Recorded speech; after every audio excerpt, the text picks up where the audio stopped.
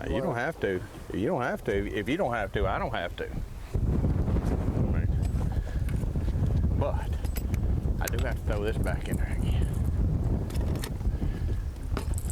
God, I threw that thing a mile.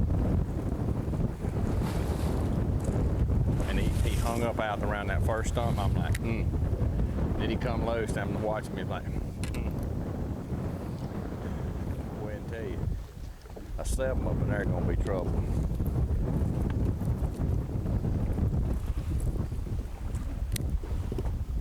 I might readjust us and get us off this stump just a little bit anyway. Pretty good little adjustment, I think, on that one here.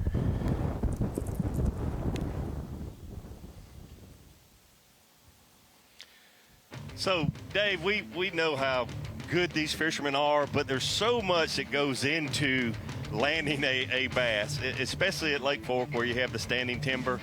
And the experienced Gerald Swindle has been out here on the Bassmaster Tournament Trail for over 20 years. A lot on the line, $100,000 and a blue trophy going to be given out tomorrow. But to see him, you see how rough the waves are, the wind, not quite as bad as yesterday, but definitely a concern. But Gerald Swindle hooking this fish on a Rapala DT10, making a long cast, and you see all that timber. Well, that's where you want to keep the fish away from, keep them out of. And look here, got a great camera work here. You'll see if you look closely around those trees, that fish went in the timber and wrapped him around. You see right here, see that fish? And he maneuvered, he worked that fish around and got it back out. I mean, that's talent. That is talent. That wasn't luck. That wasn't good fortune or bad, you call it good luck or bad luck, but that was talent. That was skill from Gerald Swindle, and got to be the power pole replay of the day. Not his biggest fish, is not even going to count towards his 5-fish limit, but just to see just pure talent, skill, experience from Gerald Swindle, you see why these are Bassmaster Elite pros and why they're the best in the business. Power pole replay of the day, Gerald Swindle on a great fish catch. Great fish catch indeed. Remain calm and not going to help him, as you said. His smallest fish right now in his bag is 4 pounds 2 ounces, showing he's had a pretty good day. 26 pounds even so far for Gerald Swindle. But let's roll over to Brian New, an angler who won the very first Elite Series he fished. Also won the Angler of the Year title in the Bassmaster Opens to qualify to be here.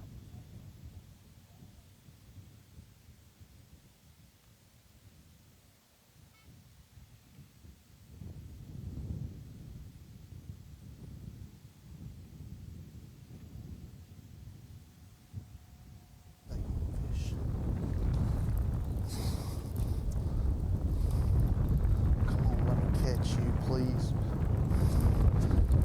That's a better one. That's what we've been looking for. Please let me catch you. Please let me catch you. I'll let you go in just a second. Just give up. Oh my God.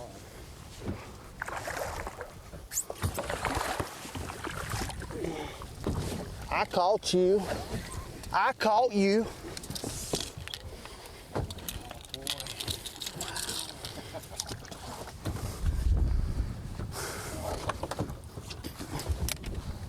Thank you. Got a boy. Scales are. That's awesome.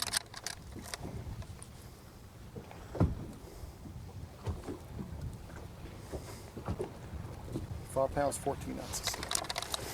I caught you. Woohoo! No. Let me catch you again. That helped the cause.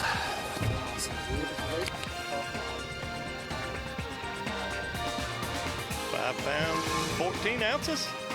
Might as well say a 6-pounder, a big help for Brian New. Well, we saw fireworks earlier this morning with our reigning Rookie of the Year, Josh Strachner. But let's have a look at our Falcon Rods Rookie of the Year watch for this year. Atop that leaderboard, Jay Shakir with 320 points. but the rest of the field seems to be closing on him a little bit. But you got to feel as we move north. I mean, after Pickwick, it's all northern fisheries, and that's got to set up for him, Davey, Yeah, right? they need to make up some ground here and Pickwick, like you said, because after that, he'll be in his home territory, no doubt. Well, he feels comfortable no matter where we've gone, and he is our Falcon Rods Rookie of the Year right now at the halfway point of the 2022 Bassmaster Elite Series.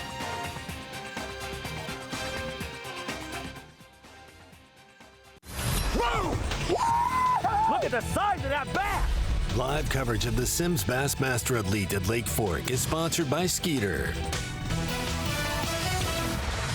Welcome back to on-location coverage along the shores of legendary Lake Fork in beautiful Quitman, Texas. It is day number 3, which is semifinal Saturday in the Bassmaster Elite Series for the Sims Bassmaster Elite at Lake Fork. And that a look of your current leaderboard. Lee Livesey, for those of you that were worried, Lee didn't catch one for the first couple hours. He's right back in the lead with 77 pounds, 13 ounces. Gerald Swindle held the lead for the majority of the morning, has slipped to second, and Brandon Polnick moved to third place. But let's get caught up on how things have been going out on the water with our Toyota Midday Report. We got lots to report because while it was a little slow for Lee Livesey, it was not for many of our other anglers. Brandon Polnick trying to chase down his 7th Bassmaster win here on day 3. Yeah, Brandon Polnick not fishing very far at all from takeoff here, having the shortest run of any of our top 3.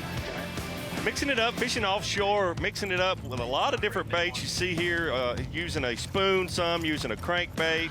I also saw him fishing a drop shot, a jig, using a variety of baits, fishing one little section. It's only about 30 or 40 feet long. He had company there. Drew Cook fished there with him the last 2 days. So today, Brandon Polnick, not surprising that he got off to a good start because he had this area all to himself. And it seems to be a place that just keeps reloading. There's some people fishing around him, but fishing shallower around the dam. But he is the only one fishing this offshore spot today by himself. So look out for Brandon Polnick to not only be in the mix, but stay in the mix all the way until tomorrow afternoon. But look out for this guy, 2-time Progressive Bassmaster Angler of the Year, Gerald Swindle. So I've known Gerald a long time, and this is what Gerald Swindle, he's good at a lot of things. He's known, and we call it junk fishing. It's not junk fishing. It's just he uses a lot of different baits, a lot of different techniques. But when he gets one area, there again, even a smaller area than Brandon Polnick is fishing, to himself, he will dissect it using a lot of different baits. We've seen him using a big worm. I think it's a Magnum trick worm on a 3/4 ounce spot remover jig head, also a DT10 raffle of crankbait. We saw him catch a fish just a few minutes ago, using a lot of different baits, fishing this area. There's some brim beds around offshore, not real deep, but a lot of these fish are just relating to these brim beds that are offshore. And Gerald Swindle got his trolling motor on spot lock, making one cast, and he's as good as there is in the business to be able to dissect this one area. And it certainly seems to be reloading every single day. Gerald Swindle has had an incredible tournament all week long. Started catching them early and often here on semifinal Saturday. But next up, the man with the plan saying, catch me if you can, Lee Livesey. Well, he got a lot of people talking about Lee Livesey this week. His family out there following him, cheering him along. And it really looked like, honestly, it looked like this morning, like, wow, who's going to finish second to Lee Livesey? And then everything changed this morning. Lee Livesey having a much slower start today than he had the last few days. He's fishing, unlike Brandon Polnick and Gerald Swindle, he's fishing a lot of different places. But this key place in the timber has been good to him, and he got to it about mid-morning. Did not have a fish to weigh until then, but his first few fish, 2 fish for over 10 pounds, and then he filled out his limit and took the lead over. But things have certainly tightened up, and he's going to have to earn this victory, and he knows that. He knows that. You don't hold that blue trophy over your head unless you earn it. And Lee Livesey, he's the guy to beat. But Gerald Swindle, Brandon Polnick, and others, they're not handing him the trophy quite yet. That a good sight of where we are hanging out, East Texas, Lake Fork. And you see how our anglers are spread out amongst this incredible fishery, usually about 27,000 acres, down to about 22,000, I guess, with the low water, they're saying. And Lee Livesey, the amazing thing, all his knowledge here, and that area that he's caught them this morning, He had never caught a bass there before day one of this tournament, showing how fluid he's been in this tournament, and that's what it's going to take. Yeah, if you haven't been to Lake Fork, it's unusual for it to be between 5 and 6 feet below full pool. They're doing some work on the dam, and so it's somewhat of a different lake, even to Livesey for this time of the year because of water levels. It may be different, but some things don't change. Small.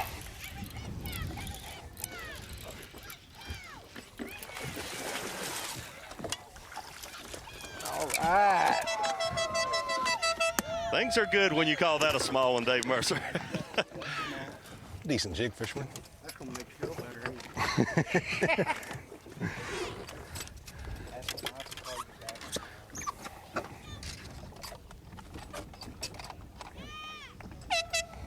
Not big, but she's gonna help a lot. She's going to help. 1 second. Wait. She's 4-pounder.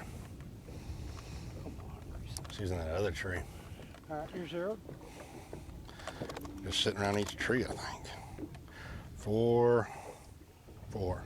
4-8. 4-8. 4-8. 4-8. Number 5. Number 5. You better pop a top.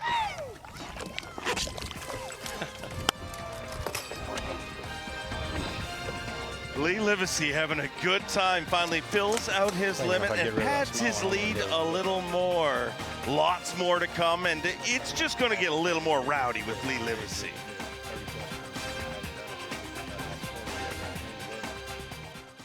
Whoa!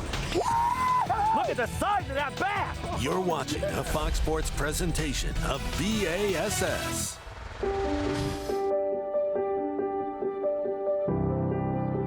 Really started with a very simple question of why aren't we catching as many? We're trying to find ways to answer those questions for folks.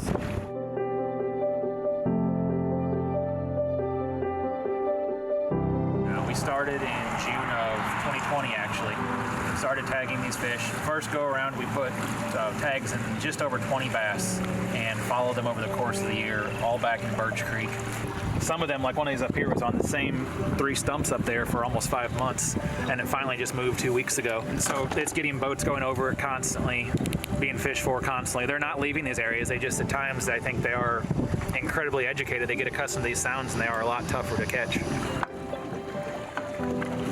Most anglers, if you're fishing throughout the course of the year or even a given day, you start asking yourself, especially if you're struggling, what are these fish doing? So all of these things that folks, just general anglers, probably think about throughout the year, we're able to actually look at and get answers for. And again, so our end game is going to be to publish all this data, but really make it available to the general public. Social media accounts, interviews, news, web, everything. Try and get the information out to tell these folks, here's what our fish are doing on Fork throughout the course of a year or 2 years. If y'all are struggling to locate fish, struggling to really figure it out, this might help. The first go around, the first batch of fish, over half of the 20 we let go were caught within a year. Some of them were caught 2 or 3 times. Yeah, that was a whole other eye-opening part that wasn't part of this study, but it really kind of shed some insight onto maybe how, again, because of the high pressure, how often some of these fish are caught, how often they're really being educated.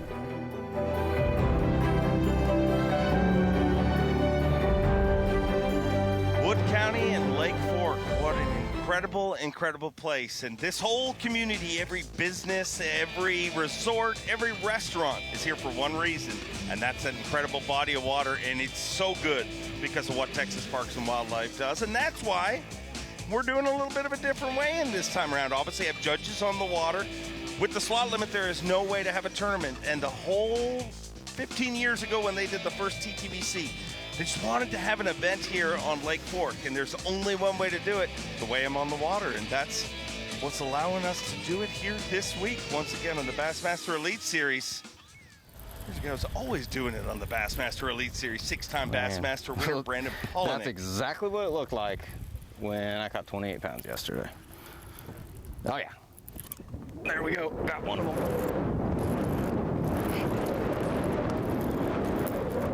Oh, that'll help. Like I said, it's exactly what it looked like when I had 28. Oh, she got it too.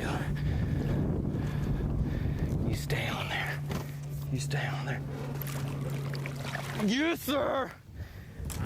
I told you that's them. That's them. So that's exactly what it looked like when I caught 28. And guess what? That's what it looked like on my Mega 360, and that's exactly what it looked like in my hand. Nice job.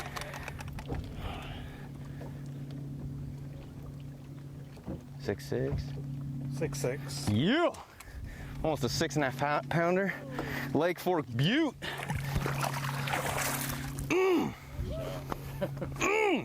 Come on, let's keep it going. Back in there. The smallest fish Like I'm in is a 3.2 prior to that fish Trying catch. to chase down a giant. See, now they're all under the boat. Where do I want to make that cast? Come on.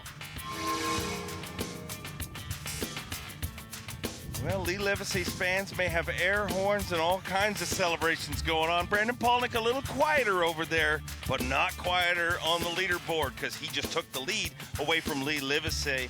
And man, he weighed in his first dirty 30 yesterday on the Elite Series, and he might just do it again today. He's certainly on the way, and when you see him call it like that and say, that's them on his Mega Live 360, and he gets a bite 3 seconds later, probably not the last 6-pounder we're going to see Brandon Palnick catch today.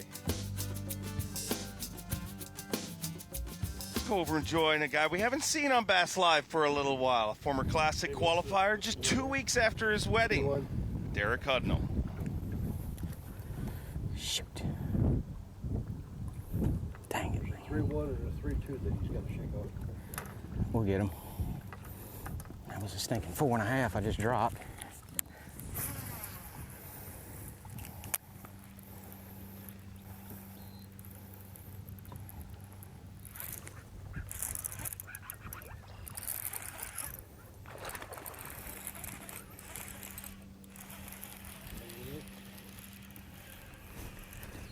I ain't really seen him good, but yep, it's a good one.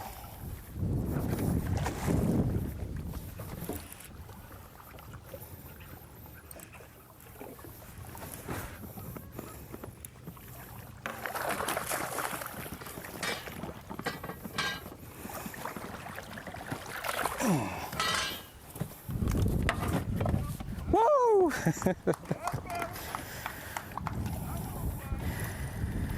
He'll make the team. For 0 when you're ready. He wouldn't have come off in 13 days.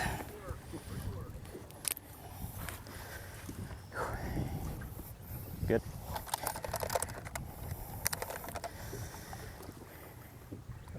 Four eight. 4-8. Yep.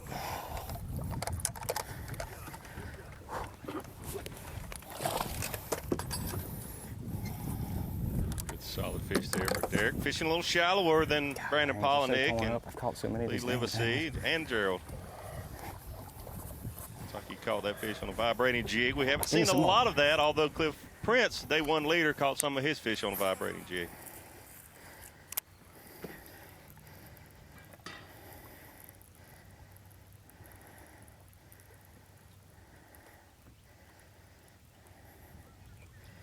Hudnall said yesterday on stage that his brand new wife and the girls are at the beach. By the looks of those shorts, he might want to be there.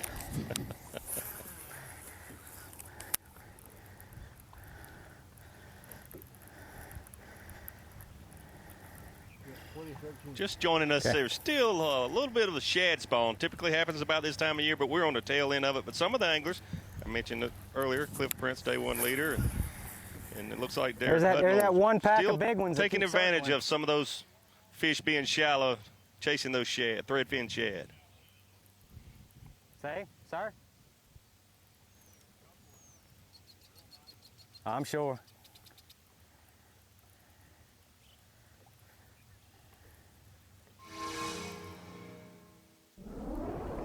And then probably make a move over if we don't catch Elite him. Series champion Brian New.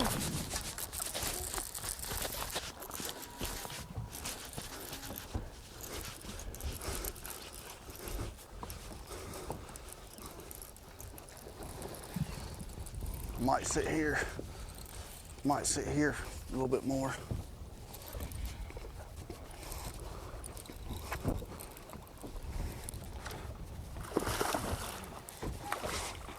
I want to swing him, but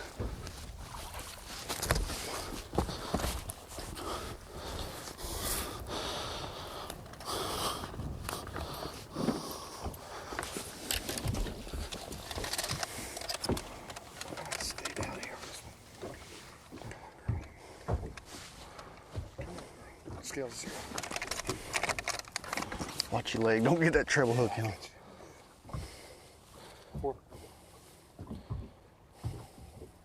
4 pounds, 6 ounces.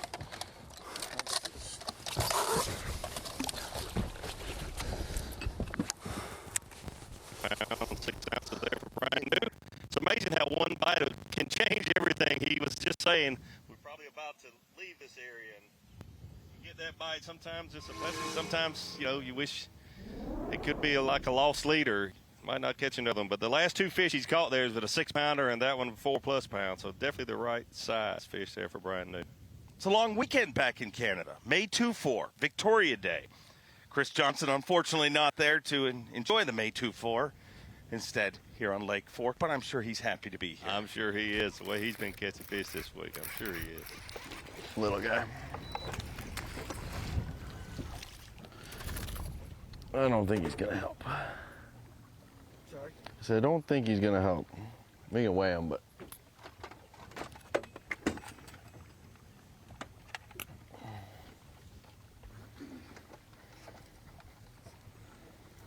Okay, we're good. Gonna be about 1.8. Yeah, I don't even know. What's our small one, like 112 or something? Huh, another 111. Stop that. Okay, let me touch you. Usually this will calm them down a little bit. Seen a lot of these anglers this week catching their fish on a black-blue jig, old school black-blue jig, but for post spawn, that's unusual, but the reason you see so many of them throwing that is because of bluegill spawn, and so many times that jig emulates a bluegill instead of a crawfish like we most often think. I love frog fishing. There he is, big one too.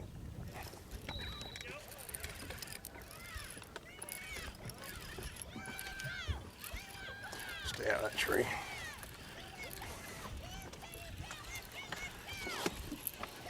No, he's not big. Bigger than what I got though.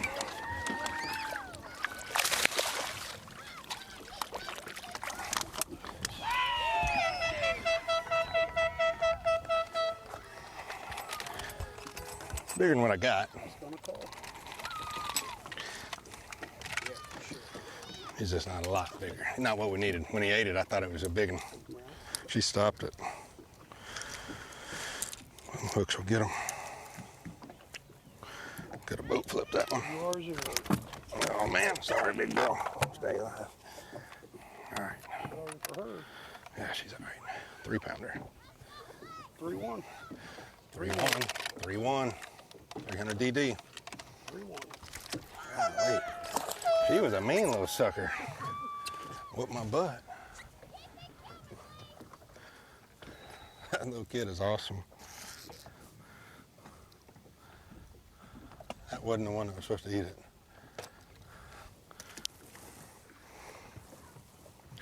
I see another one back there. You're fine. Take your time. Seems a little slower for Lee Livesey, but he's getting it done. Talked about having to adjust because of the moon phase. He thinks those big schools are changing. He's got to stay on top of them.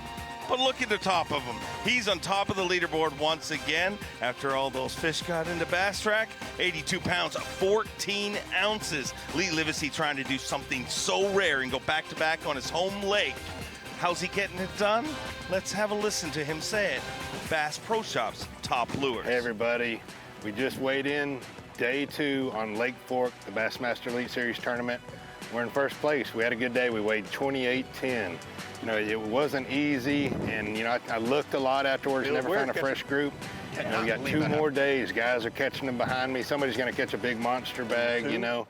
So we've got to keep up close to that 30-pound or more every single day. You know, today, you know, I got in some timber. There was a lot of heavy pressure on my morning spots, so I only got to hit 1 or 2 of my spots and I had to go fishing. I ended up picking up a 6-cent hybrid jig, 3/4 ounce with a net bait pocket crawl on it, and caught a key big fish mid-morning in a tree, and it turned me on to what was really there. And then I ended up cranking some fish behind it and getting what we ended up with. But you know, 2 more days to go. I'm really excited. It's going to take a lot of weight to win this event. I can't wait to get out there. Things are going to change. I got to find something new. Y'all stay tuned. Day 3 starts tomorrow.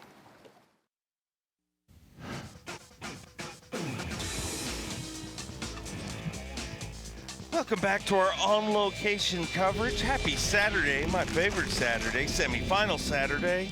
And making it even better, let's have some Striker Daily Trivia. What is the heaviest Lake Fork bass entered into the Toyota Sherelunker program in 2021? A, a 14.27, B, 14.97, C, 15.27, D, 15.97. Davey Height, those are pretty tight together. I mean, you're going to have to be a good guesser or a very educated person. Where are you going? Ray Scott was the best guesser of weights I've ever met. I don't even know if he could get this, but I'm going B, 14.97. All 4 of those would be trophy bass, no doubt. But I'm going B, 14.97. Well, everything's bigger in Texas, so I'm going with the biggest one. I'm going D, 15.97. We're not going to make you wait a long time to find out our answer. Davey went B, I went D, and neither of us know what we're talking about. It was C, right in the middle there. One of 23 legacy Sherelunkers entered last year, and a legacy Sherelunker is a fish over 13 pounds. They take those fish, they bring them back to the Athens Fish Center, and man, Texas Parks and Wildlife restocks. They breed giants with other giants, and what happens? More giants come, and they've got proof of that. Genetically, they have had some double-digit fish come from those Sherelunker fish from years ago. It's absolutely incredible what Texas Parks and Wildlife does.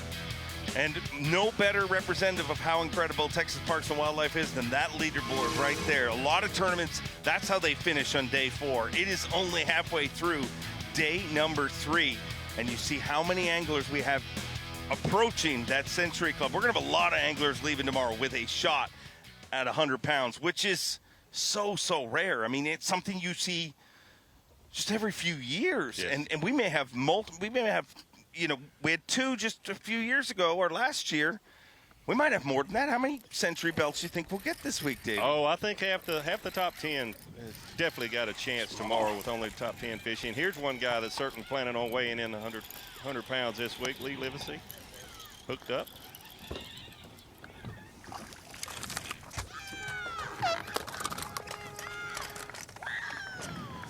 What's my small one? I don't even think he'll help. I don't remember. I can look. Yeah, we'll weigh him. We should weigh it. Just so I can. Come on. All right, you're 0. Lee's smallest fish, 3 pounds, 1 ounce. That's a 3.2. Oh yeah, I had a 3.1. Yeah, that's a 3.2. Gave me an ounce. Oh, fatty. 1 ounce gained there. And what Lee's trying to do, so rare, to go back-to-back on his home body of water. Not just that, but back-to-back Century belts. He did it last year, and he did it in huge fashion. Weighed in the 3rd biggest bag in Bassmaster history on Championship Sunday. And I hope he's holding some fireworks back like that, because, man, that was one of the most exhilarating terms, not just Lee, but everybody catching him in that final day. It really was. Unlike this tournament, Lee Livesey did not lead that event until he finally took the lead the final day with that 42 pounds and 3 ounces. If you look, day 2, only 17 pounds. To have a total weight of 112 pounds, 5 ounces with a 17-pound day, it's absolutely incredible. But how do you do it? You have a 42-pound day on the final day to take the lead from young Patrick Walters, who had over 30 pounds that day.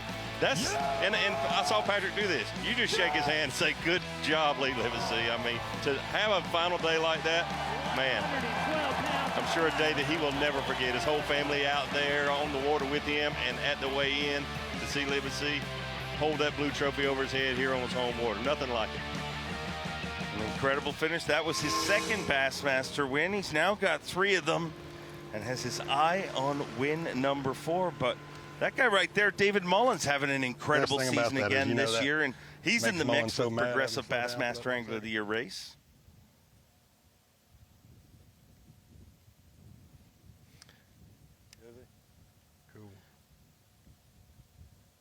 I think David Mullins had to slow down because of the fans that Lee Livesey has around him. He had to idle through some of those boats there, but he's up and on his way again now. But you're right, David Mullins is having a fantastic year. A BFA.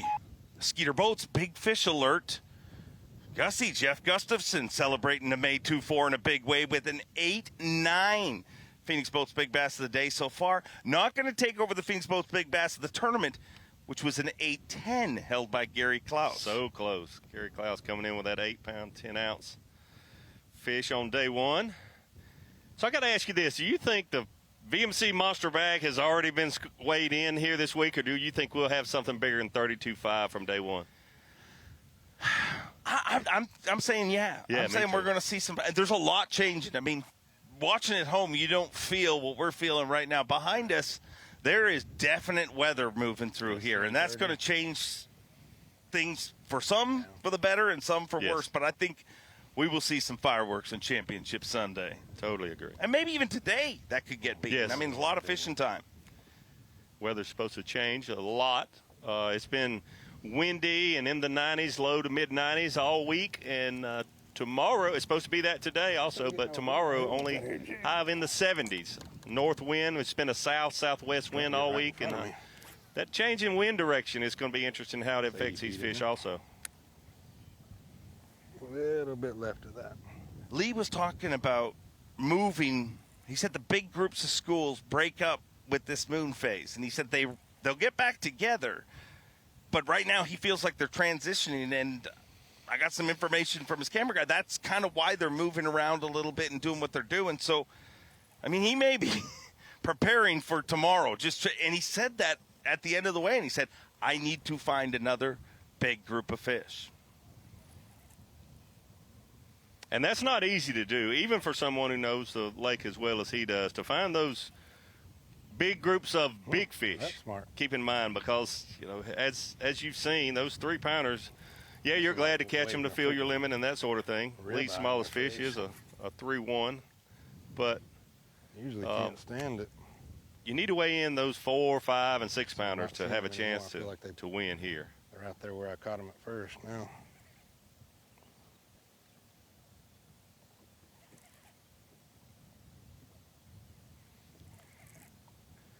Lee's mixing it up, using a lot of different baits, crankbaits, jigs, hair jigs, plastic worms, a lot of different baits, giving these fish a different look as they're moving around. I can't see any of them now. Make a move over to North Carolina's Shane LaHue, the baby shark, a 3-time Bassmaster Classic qualifier, and has had a great week since day number 1, a really consistent tournament.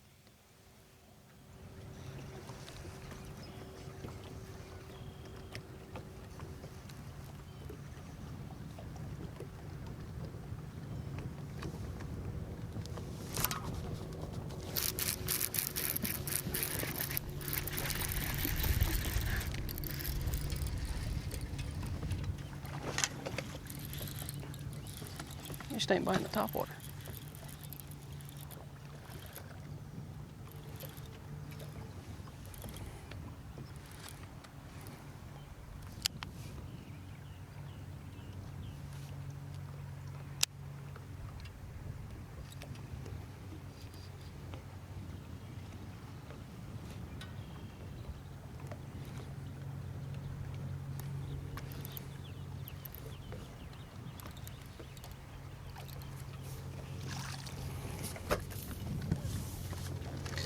Just not biting the top water for whatever reason. Throw up there in 6 inches of water and get a bite on a worm after I just threw top water over his head 6 times. That looks perfect right here for No. top water. I caught a 6-pounder here yesterday. Ready. I thought I saw some out there on live scope. 3 pounds, 7 ounces. Take it. Shane LaHue has done most of his damage all week on a topwater on that cane walker, and, you know, proud Berkeley pro, been cycling through a bunch of different Berkeley baits, and best laid plans, they change when you're out there. But let's have a look at what he was thinking with our Berkeley right bait, right time. Got Shane LaHue into semifinals Saturday. Hey guys, Shane LaHue. We're sitting in 5th place at the Bassmaster Elite Series Lake Fork event, and this little guy has done the bulk of my damage this week. There's a ton of fish going out deep, and a lot of guys are catching them that way, and I've found some deep fish and things like that, but I have stuck to a Berkeley cane walker. I haven't had to get off the bank. I'm just fishing kind of shad spawn points. And this is actually the smaller size cane walker. This is a Berkeley cane walker 110.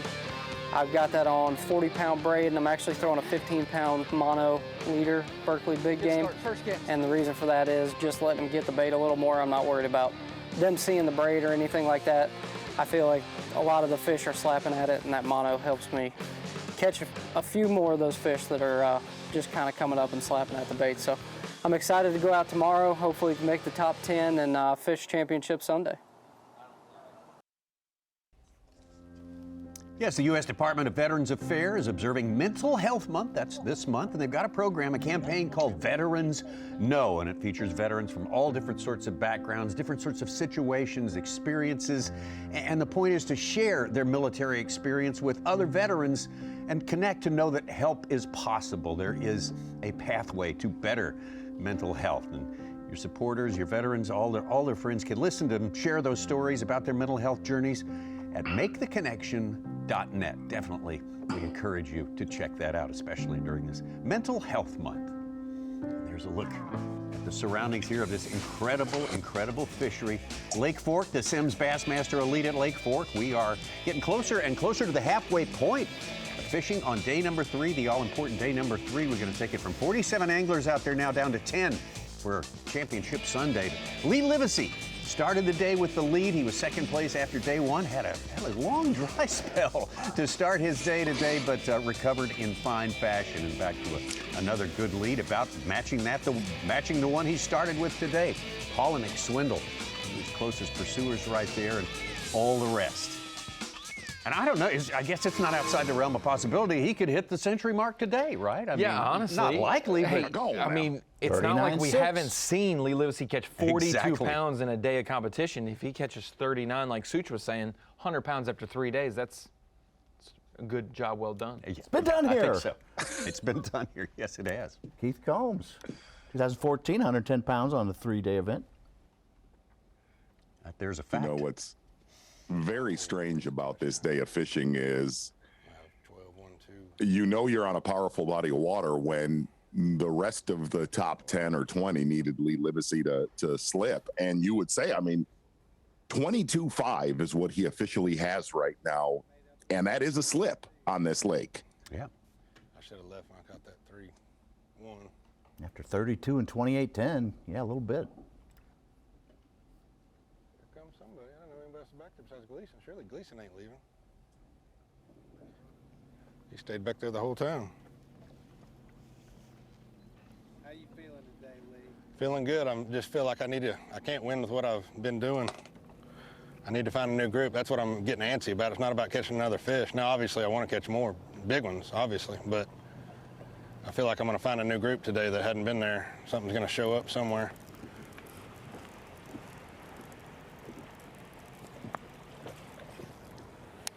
Carolina rig. Lizard.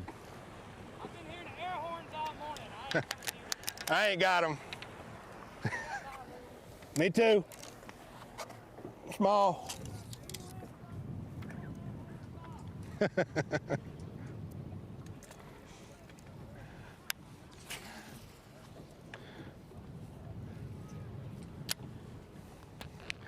gonna give the jig about 3 casts just to keep this side honest in case they're in that tree. We gone. We'll go around the corner, hit a shell bed that's in about 7 foot of water I hadn't hit yet. Just pull up, throw a jig on it, throw a hair jig on it.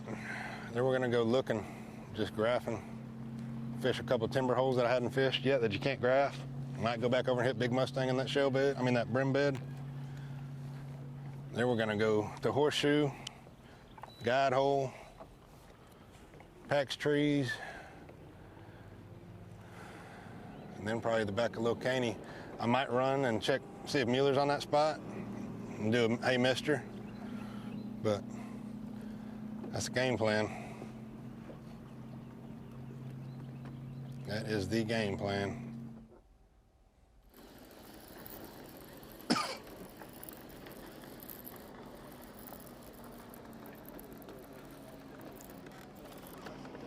Yeah, we're just gonna start running some different stuff the rest of the day. I've got some more areas that I didn't really have to hit yesterday. I'm sure other guys fished some of them. I think I've got one sneaky squirrel place where not a bunch of other guys found, that I caught a 7 the first day. I caught a 6.2 there yesterday, so it's got the right size fish on it that we'll probably hit later. But just mostly just gonna jump some places, fish some shallow stuff, fish some deep stuff.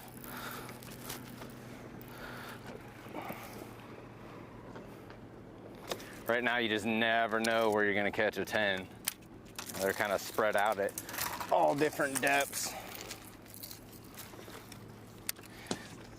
So I want to keep them honest. You know, with this front moving in, there could be some fish getting active up shallow.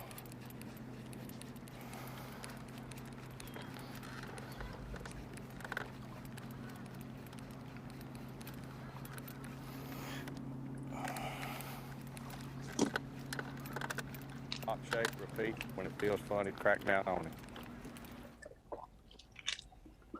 Oh, there they are schooling right there. I don't know what that is. It's like a bass. It's got something hung in its mouth. Pretty good, man. I'm looking out here. I'm flipping these trees. I caught just a keeper, but I'm watching out here and I'm seeing something. It looks. I first thought it might have been fish schooling in a little hard spot, but it actually now I thought it might have been a giant with something hung in his throat. So I'm kind of easing back out there. I still feel like I'm doing the right thing to catch a big one. Not trying to burn this one area all the way down. I'm just trying to pick around it, be smart setting up tomorrow, but yet kind of protect, you know, and it's kind of the mode I'm in right now, playing offense with a little bit of defense. The wind is slacking off, so we could see one or two of these big ones come up and get shad. That would be fun on live. But I'm feeling okay. I mean, we haven't done anything foolish. We fish clean, and I think I'm fishing very smart. And that's all I can do is try to whittle some ground between me and the Marshall, the ledge, and then you got the Prodigy and the newborn. So you got a lot of running down to do here.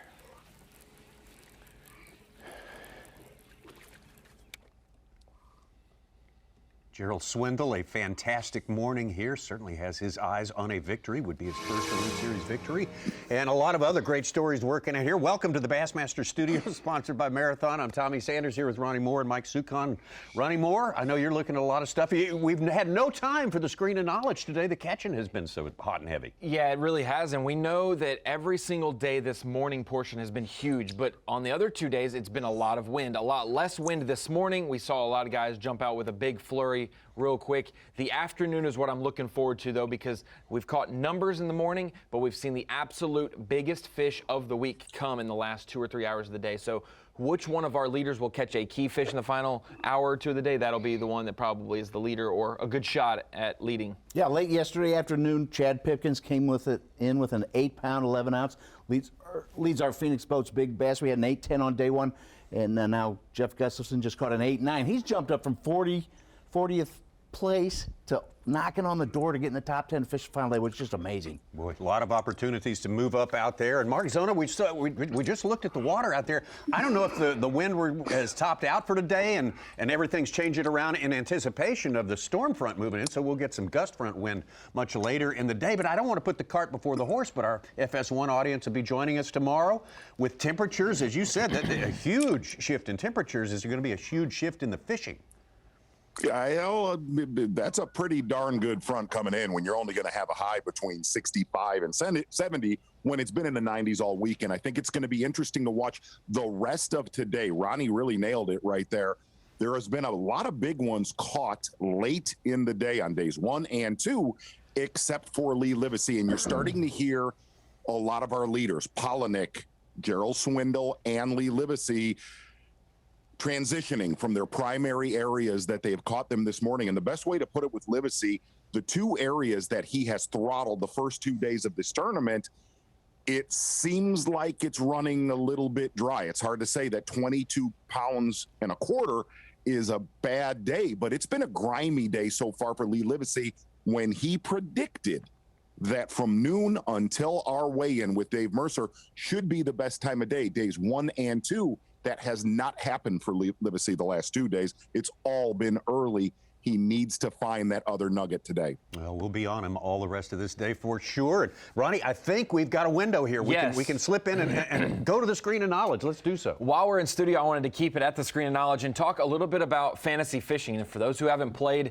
it is kind of a complex system because you have 100 different anglers to choose from, and you have to decide who to put in your buckets. And some of the biggest names in the sport just sometimes do not show up at these heavyweight events. And we saw a couple of our Lake Fork notable anglers, guys who have won Elite Series events, guys who are high on the radar, and big percentage points for fantasy fishing. And so when we bring it into 5 notable anglers that missed the cut, Drew Cook, our champion from Santee Cooper this year, Keith Combs, Such mentioned it, he has got a record for a 3-day event here, over 100 pounds, missed the cut with a tough day 2. Brandon Cobb, our 2019 champion here, missed the cut after a tough day 2. We saw multiple guys have really tough day 2s that struggled and fell below that cut line after being inside of it on day 1. Scott Martin, not only was it a bad tournament, it was one of the worst tournaments of his career. Bottom 5 in the tournament. And then Wes Logan, Elite Series champion last year at Neely Henry, dead last in this event. We saw a lot of great anglers who are good at offshore fishing and some that are good around wood and timber, just not connect the dots this week on Lake Fork. But the team that has connected the most dots, that would be, you'll love this, Z, Chili Willy. That is the fantasy team name. Doubt. The best team so far at Lake Fork after 2 days of competition. Obviously, we can see it update live throughout the leaderboard, but this team of Brandon Pollinek, Chris Johnston, Kenta Kamira, Lee Livesey, and Paul Mueller, that is 1st, 2nd, 9th, 10th, and 18th. Very, very stout 5-person lineup for Rapala Bassmaster Fantasy Fishing. Paul Mueller a little bit lower today, needs to get that uptick unless Chili Willy is going to lose their top spot for the best team so far at Lake Fork. So it's been interesting, and Z, I wanted to make this segment not about my team. Well, actually, that's what I was going to bring up. Number one, Chili Willy is Tommy Sanders. No, it's not. But do me a favor for the folks. You have told everybody on FS1 the last a year and a half, Ronnie, that you are the king of fantasy. Yet, what did you do in this term? Where was your mistake? My mistake was bucket D, and so Lee Livesey, and I mentioned it earlier in the week, Lee Livesey, the guy who's been leading this event since yesterday, he was picked by 70% of the player base, and I just did not feel comfortable putting all my chips into that basket. I needed to make up some points coming into this event, so I wanted to take a gamble. Picked another great guy with his electronics and offshore fishing and a great track record at Lake Fork. That was Austin Felix. He finished bottom 5, and Lee Livesey is top 5, so I have lost out on a ton of points. But, hey, if I'm not transparent and the king of fantasy fishing, then I don't know who I am. So that's right. I don't know who you are either at this point. See? Exactly. I don't know. We're just saying stuff at this point. What a joke. You got to be kidding me. All right, Lee Livesey still on top right now, or back on top, we should say. Brandon Pollinek hanging in the air as well. Swindle, the big story from today. We will continue to be on him for the rest of our broadcast here. Plenty more to come. We'll be right back. Whoa! Look at the size of that bass! You're watching a Fox Sports presentation of B.A.S.S. Today on FS1, we got a big doubleheader coming your way. First at 4 Eastern, Manny Machado and the Padres take on the Giants. And then at 9, the A's take on Ohtani Trout and the Angels Saturday. Today on FS1 and the Fox Sports app. Big West Coast baseball action coming your way today. Good stuff coming. All right, we're back to our day 3 action at Lake Fork, heading into our second half of our fishing day. The 8 hours allotted for these 47 anglers to make their case that they need to fish on Championship Sunday. To do that, to lock it down, they finish in the top 10. That's where it stands right now. Lee Livesey has been at or near the top throughout most of this tournament, except the first couple of hours today, and all the rest giving chase. Yeah, and really, if you kind of watch what has transpired throughout this tournament, this is the time of day you have a little bit of a lull. And interesting, yesterday for a lot of the viewers here on FS1, that lull was throughout the entire lake where there was not an angler that was catching a bass for about 45 minutes. And then it's like the entire lake turned on right around lunchtime.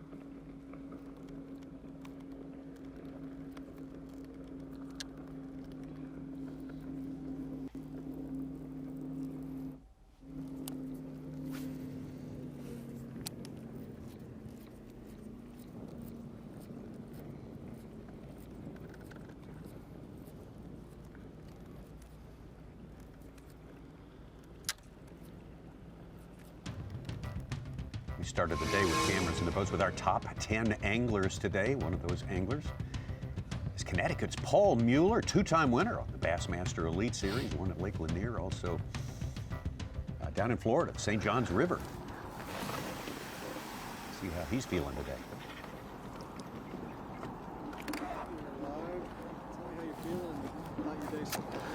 Well, you know, yesterday started off slow, so I didn't expect, you know, too much from today, and I think I'm really kind of just waiting for the sun. I fished a lot of new stuff or stuff that I had practiced that I haven't been able to fish because it was kind of too windy and it kind of got dirty, and so I tried some different stuff. Haven't really been able to connect with the school yet. And I think really kind of like some of my areas, they seem to be best when the sun comes out. It's kind of a weird deal, but you know, you'll pull up to an area at the wrong time and the fish will just kind of either be suspended in the trees, off a break. As soon as that sun comes up, those fish want to feed. So, and I don't know if that's a water clarity thing or whatever it is, but I mean, timing has been really important for me the last 2 days, and it's going to be today. And you know, my biggest fish have come at the end of the day, you know, so there's a window for a big bite. So I'm going to have to just kind of capitalize on the windows and hopefully get the right timing. And there's some other places that I've fished that the fish have been suspended. And if they get on the bottom and you get on the right spot at the right time, you can get healthy real quick on this place. But it's been kind of just tricky to kind of figure out the timing of everything. And yesterday was just really slow. So I'm just kind of waiting. Hopefully that sun will pop up and, you know, we're going to get some fish and we'll connect somewhere at some point.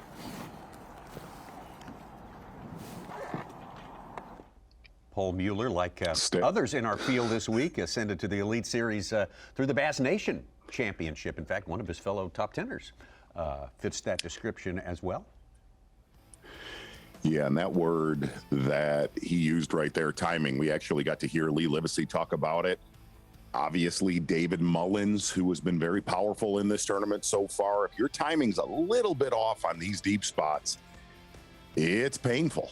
And that's what today has been so far for Paul Mueller. And on this lake in general, generally that deep bite transpires in the afternoon. A lot of memorable performances from Paul Mueller throughout the years. 4 years ago, 2019, picked up his first Bassmaster Elite Series win in the cold weather. Lake Lanier, legendary Lake Lanier near Atlanta. That's the biggest fish I caught all week. Yeah, Lake Lanier fishes a lot like a northern fishery. Paul Mueller getting the victory there and obviously sets up his style. This was the one that kind of blew us all away. Yeah. St. John's River in 2020, a very, very tough event. That'll work. Paul Mueller winning in shallow water in that tournament. Absolutely surprising the whole crew in that event. Shortened 3-day event there as well. Weather impacted that. Mueller was able to go off the grid. We've seen the St. John's River every year for the last 4 or 5 years, and it's won in a different place, a different region. Mueller winning it far north as anyone has ever been. Yeah, went and got away from the crowds for sure and found some big success. Let's check out David Mullins, third place. Progressive Bassmaster Angler of the Year points 2022. It's been a typical day for me. I mean, it's like you hit one flurry a day, and that's what I've done every day is hit one flurry where you pull up on a spot and you catch you 3 to 5 real quick, and you know, it makes the day look like you caught a bunch at the end of the day, but you know, it's just been it's the way it is for me. But the thing about what I don't understand is this bite is going away, and the weather's not helping us today with clouds and no sun. But it's definitely not like practice was really good. I've seen so many schools in practice, and you could get them to bite, but it's just like a lot of the places that I've seen, it's just vacant. There's nothing there. And I've tried to just fish it just in case there's a single there, and it's worked a couple times, but for the most part, you know, I'm just wasting time. And shallow place, I caught him yesterday, I fished it twice today, no bites on it.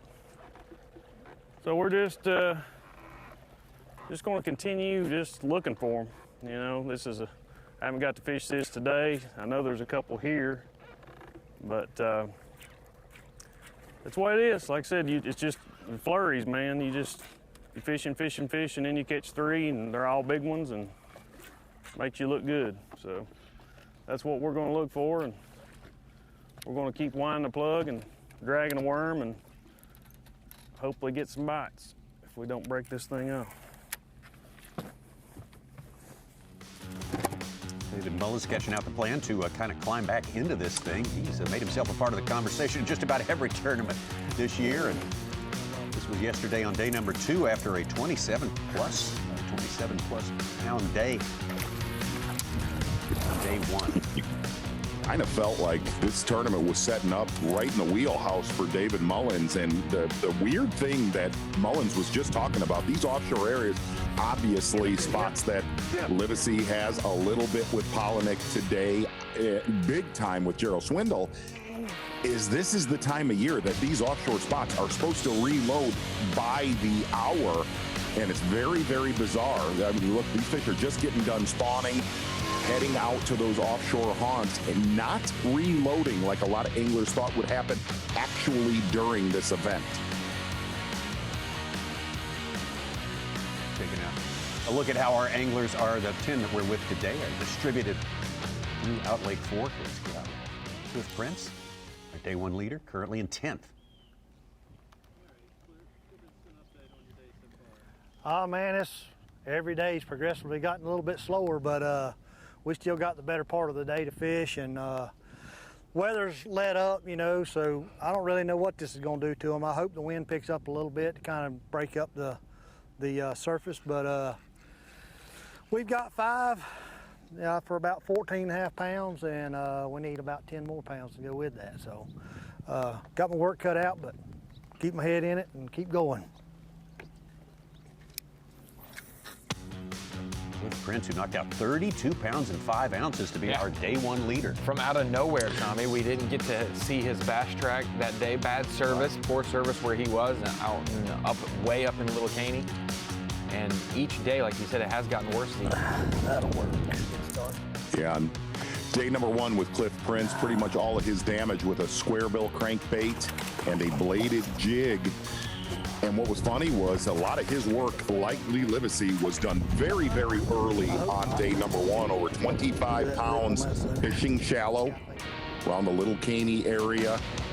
Caught 2 big ones late, but for the majority of his fishing on day number 1, he said, man, I caught them and got out of there while they were biting. We have not seen that on camera the last 2 days. Kind of seems like that is dwindling right now on Cliff Prince. He is in 10th place with 65-1. Pretty good cut rate to make our championship Sunday. Yeah, but think about that. 22 pounds a day almost. 32 on day 1, and he's got 65 currently through 3 days. So he has just doubled his day 1 weight over the last 2 days. Wow, wow, wow, wow. Challenging season so far for Derek Hudnall, but a good tournament here at Lake Fork for the native of the Baton Rouge area in Louisiana. Has caught him steady, hasn't got into the big ones, the giant quality that you really need to be at the top of the leaderboard here, but he's been getting the work done. Yeah, starting out earlier today, a lot closer to the dam. Just trying to catch a few bonus fish early every day of this tournament. It's when he makes that transition and goes up lake. Derek Hudnall said he was concentrating on a shad spawn, and interestingly enough, Tommy Sanders, concentrating on a gizzard shad spawn, which generally are the bigger, but much bigger shad here in Lake Fork. And he said the primary time where those gizzard shad get active is now. It's really from 10 o'clock till about 2 o'clock in the afternoon where he has seen the most activity. And the spot that he is sitting on right now, Derek Hudnall has made the comment, there are hundreds of shallow bass in that area. Hudnall with 24.5 on day number 1. And just about match had been super consistent at 23.2 on day number 2.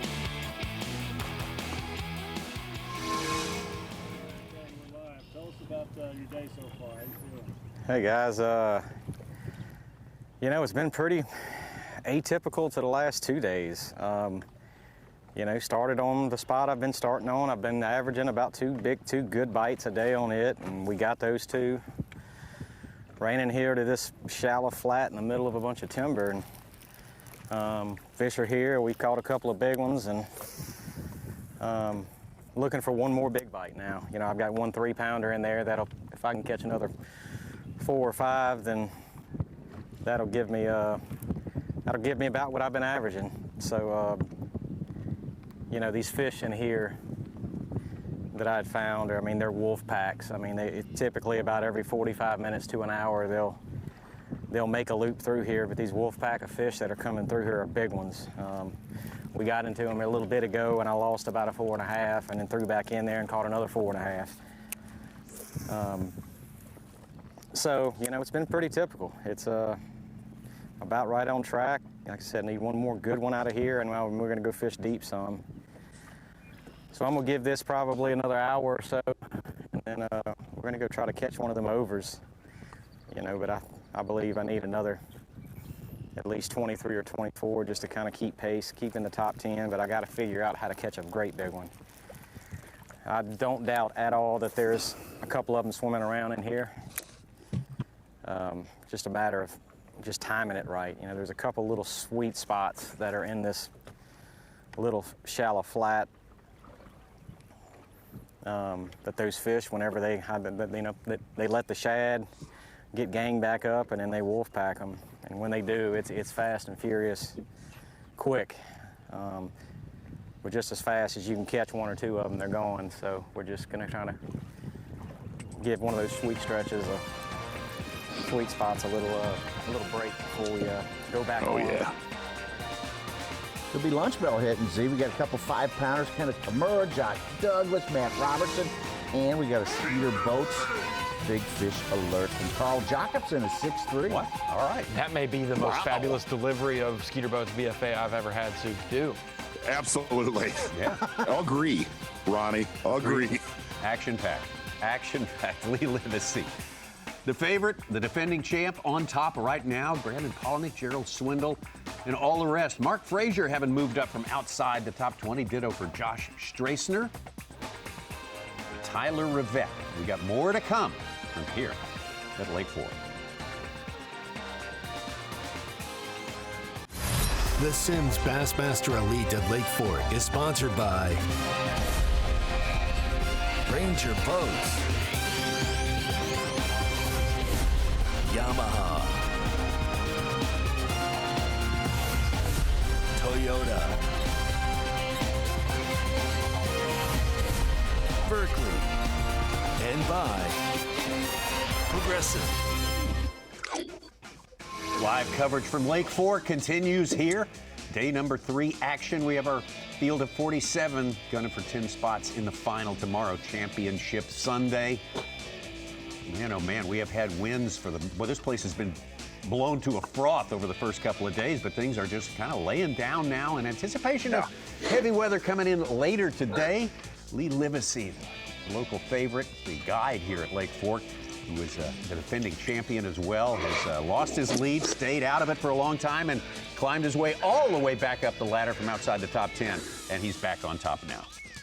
And very, very fair to say, Tommy Sanders, as we go into the later part of this semifinal Saturday, looking at Championship Sunday, and we got ourselves a tournament still because this thing was in danger of getting out of control a day ago. Yeah, of course, today is all about being in the top 10. If you're in the top of that list, all the way down to 47th place, you are feeling the heat in the Yeti hot seat, that is for sure. It's so hot. Oh my gosh, it's warm on you. Dripping, okay. dripping heat.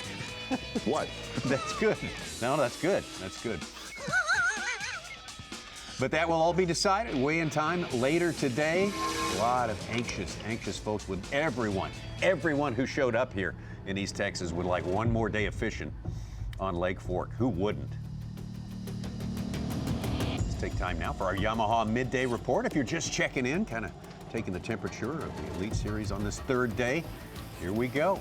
The Yamaha Midday Report. And let's start with Brian New, second-year man who made a big splash when he entered the Elite Series. Absolutely. Fishing on the west side of Lake Fork. Pretty much has done a lot of his damage on a big worm, a hair jig, a little bit of cranking here and there. But Brian New was one of those anglers that Lee Livesey talked about, getting in an area, squatting, and not doing a lot of running around. Interesting thing about Brian New, he said yesterday he did not catch a lot of fish, but had some really big ones, 6 to 8 pounders.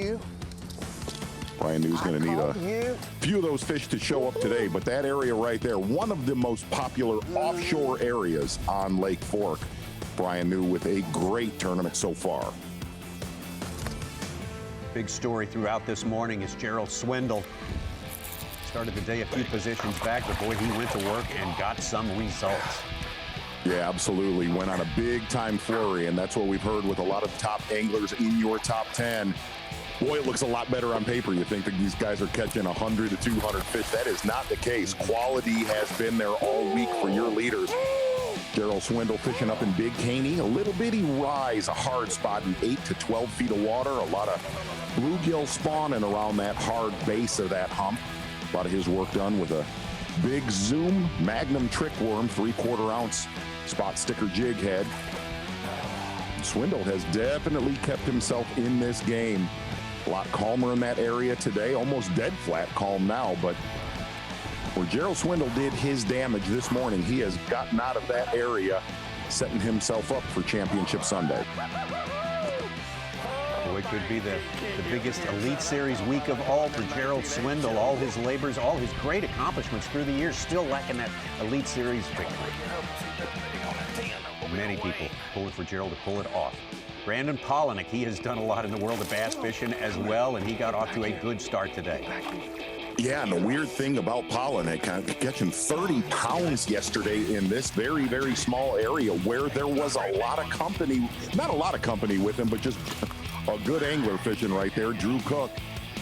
Brandon Polinick starting off very solid today with a 5-pounder, backed it up later on with a 6, but he's got some 3-pounders in that bag right now that he is going to have to get rid of. And it almost kind of seems like guys like David Mullins, guys like Brandon Polinick, they're going to have to find something else offshore if they have a shot in this tournament right now.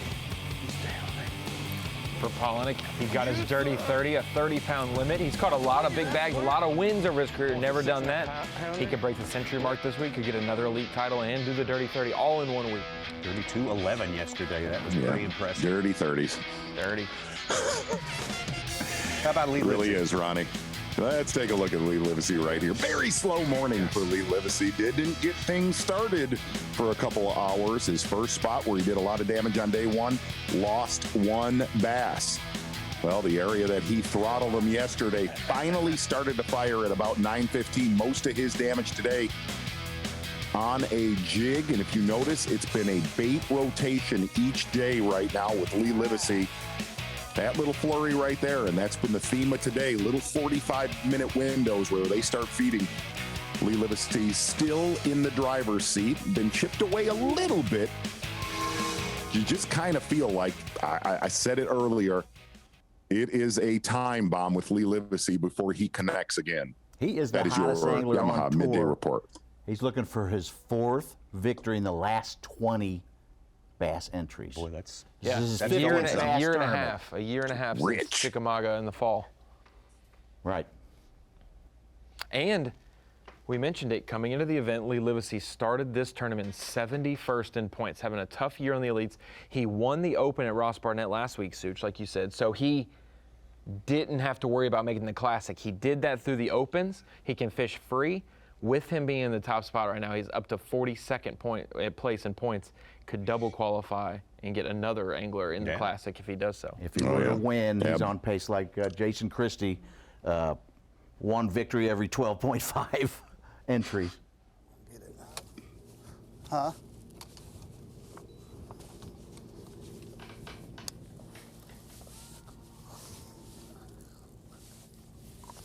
What's going on here, Tommy? I don't know. It's the old story. Lots of trees and Oh, yeah. stumps and lots He of is not sharp gonna- hooks. Brian New is not going to give a bait away. Trust me on that, friend. Okay.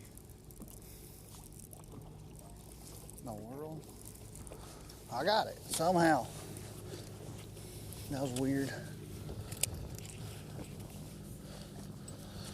Friend Dave Mercer, we Did I asked him mention about I Brian hate New timber? yesterday.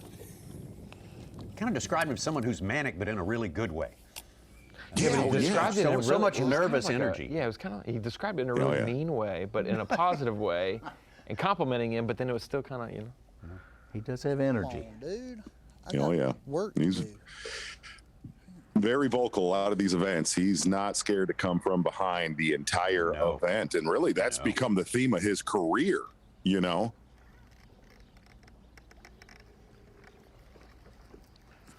scoreboard.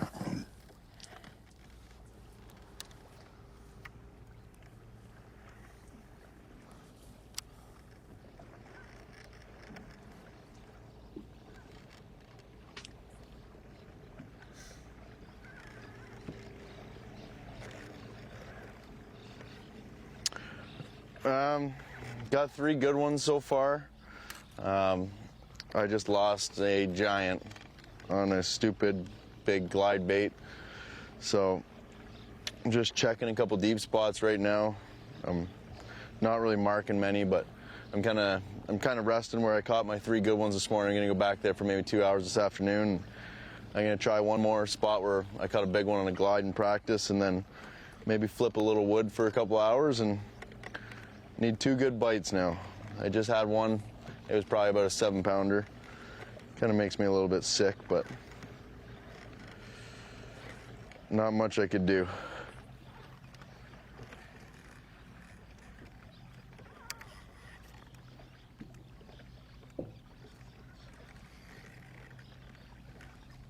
When you fished with him recently, Z, did he use that stupid big glide bait at all? Yeah. Hi, Chris. No, he did. He did not. Tommy, we had a few. You know, I talked about this yesterday. Chris Johnson and Corey Johnston, probably the best smallmouth fishermen on earth right now. I mean, they are as good as it gets, and yet I've taken them smallmouth. There's something. It's not a give and take relationship. Is what I feel like.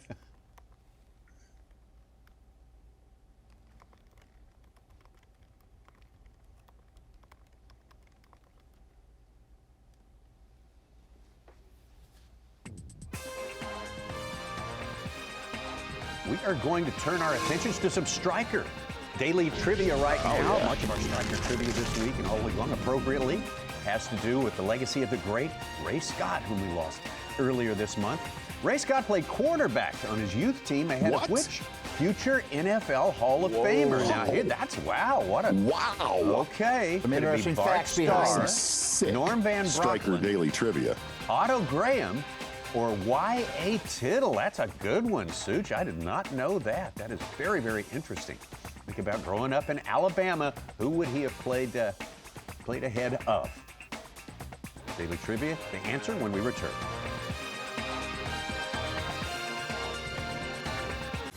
Whoa! Look at the size of that bass!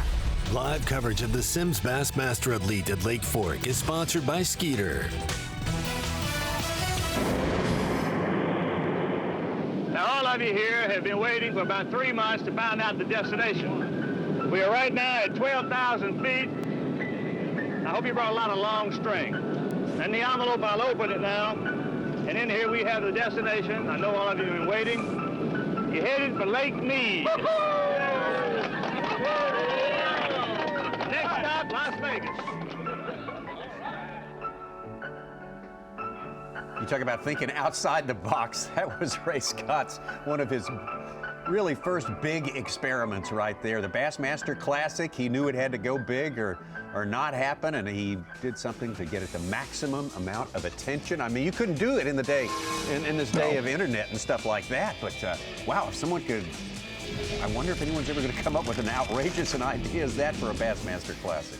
The one dude reeling right there looked just like Quint from Jaws. I'm not kidding. He looked identical to him, Tommy. Did a little bit. Here's our daily trivia question, Ray Scott related, of course. Ray Scott played quarterback on his youth team ahead of which future NFL Hall of Famer? Would it be Bart Starr, Norm Van Brocklin, Otto Graham, or Y.A. Tittle? Z? You're the NFL expert. Boy. Yeah, this is a dandy, though. Such, I give you credit on this daily trivia. I'm going B, Norm Van Brocklin. Ronnie? Man, I want to say Bart Starr, but I'll say Y.A. Tittle. D. Bart Starr, Ray growing up in Alabama. Bart Starr, the Crimson Tide quarterback, star quarterback. I'm going to go with A, Bart Starr. Yeah, Montgomery, Alabama. I didn't know Bart was There we go. Roll Tide. Now, Ray Scott. how did he wind up playing ahead? Ray Scott talked a local business to sponsor in their uniform, put their name, got jerseys, and since he did that, Ray Scott got to pick his position, and Bart Starr was on the team. And his position was quarterback, of course. So my question is, he picked quarterback. did they sent out 9-year-old Ray Scott to go get sponsors for their Little League team? Is that, or did he just He's a little want bit to? older, 12, 13. Okay, 12 or 13. He's going to go. Does look I'm like not sure it. exactly. Robert, what's his name? identical. Robert Shaw. Robert Shaw. Robert Shaw. It's like when he was hammering that cracker before Jaws made that run. You know what I mean? Where he harnessed himself in with that belt, the fighting belt. Yeah. Then he lit Richard Dreyfuss up like a Christmas tree when he broke him off. You like that, don't you, Z? I really did, Such. Later on to be the limping around bad guy in what was the gambling movie with Robert Redford?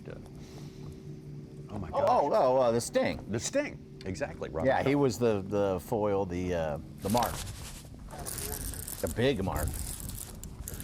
Brian New hooked up. Lanigan. He's not that big.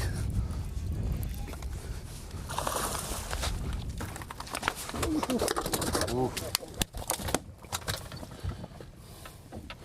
I got him though.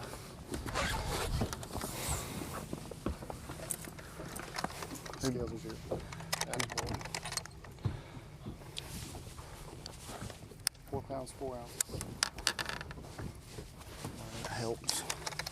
Getting there.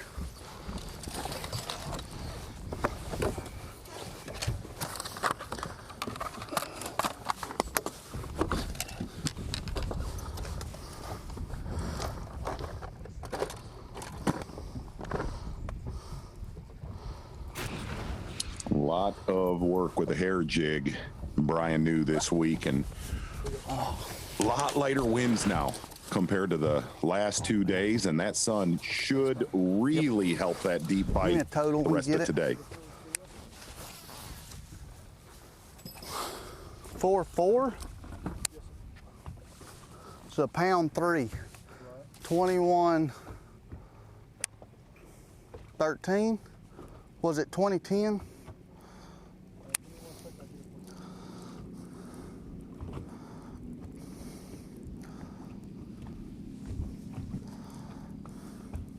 I mean, if you really look at how calm this lake has gotten today with the sun right now and a front coming, it should be a big afternoon. I ain't good at much, but I was pretty good at math.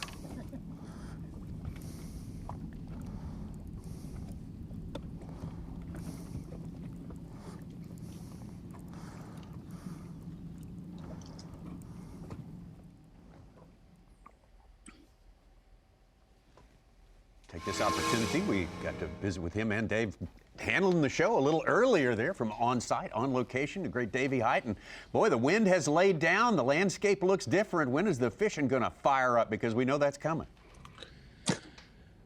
Well, I think it is, but you're right, Tommy. It has totally changed since we've been here. I think since Monday. I got here on Tuesday, but since Monday we've had a lot of clouds and a lot of wind. And now, and it looked like we were going to get some storms just an hour or so ago, but now it is cleared off.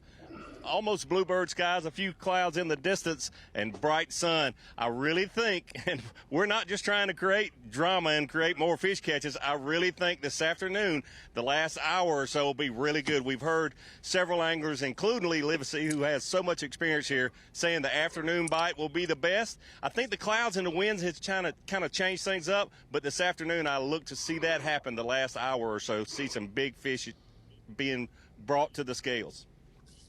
B&W Trailer Hitch is on the line with Davey Height right now. If you can, Davey, kind of walk us into Championship Sunday. That's a wicked front that is going to pass this evening with the highs only 65 to 70 degrees. I mean, that's almost like a northern front right there. How do you think that will affect the fishing tomorrow? Well, I think the fishing will still be good, but it'll definitely affect some things. But really, because we've had that wind, that same direction and a lot of speed, anywhere from 10 to 25 miles an hour for multiple days in a row. West-southwest direction. Tonight is supposed to totally change. Wind coming out of north. The highs tomorrow about 20 degrees cooler than it has been for the last week. It'll change the fishing, but you look at the way some of these guys are catching them. Most of the top guys. Gerald Swindle comes to mind. Bluegill bed spawning in a little deeper water, 8, 10 feet deep. I don't think that's going to change very much at all. The guys that are that are fishing the shad spawn, the tail end of the shad spawn. I think that'll be very different tomorrow with that change in the wind direction and the temperature. But Gerald Swindle is somebody that I think Lee Livesey might have to be concerned about more, especially tomorrow, because where he's at in those bluegill beds, those bass are not going to go anywhere more, just going to probably move up. But Lee Livesey has a trick or two up his sleeve still, no doubt. There's no doubt about that, Davey. And I'm going to throw it to you about you talk about a Gerald Swindle. One of these guys is going to need a 30-pound stringer on Sunday to hold that trophy. Besides Lee Livesey, who do you think, besides Swindle, who do you think of what you've watched so far has the potential of that 30-pound bag? Gosh, it can happen for any of our top 10 tomorrow.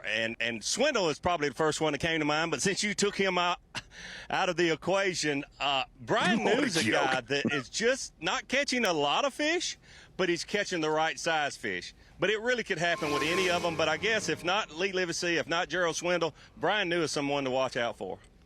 Mm-hmm. Davey, we talked about, I think more guys than not have been around him all the time. But, of course, as he explained to you, too, that there are feeding windows. There are just times when you can be right all in the middle of them and they're not going to be biting. What drives that? Is there any way to track that or know when those windows are coming or when they're closing? That's a great question, Tommy. And Lake Fork is so different than the other lakes. So many of the offshore tournaments we have been through the years on the Coosa River, on the Tennessee River, and current really drives that. When they generate, when they pull current, when they stop that current, that sort of thing. But Lake Fork is so different, and you don't have a lot of current. In fact, Lee Livesey says they don't bite here when you pull current, which happens nowhere else. The lake is low, so it's stable. It's about 5.5 feet below full pool. So it's not a current thing, and I've talked to a lot of people because this is such a different lake. And I think in the afternoon, those fish set up because of the lack of pressure. A lot of the fishermen have gone in, so the afternoon should be best today and tomorrow. All right, Davey, good stuff. Thank you so much. Gives us something to look forward to today and tomorrow. We like it when things change up, and watching these guys adapt to it all. That's what makes them the best in the business. We still got more than a couple of hours of fishing left. Oh, yeah. For Argo, we got 3 hours of fishing left, as a matter of fact, for our anglers out there. And Lee Livesey holding on top there. Brandon Polinick, Gerald Swindle, Brian New, your top 4 right there. We got 47 anglers out there. Only 10 are going to the final tomorrow. Are going to go to Championship Sunday. That's coming up at 4:15 later today. You may want to check that out. Meanwhile, we'll take a break and be right back.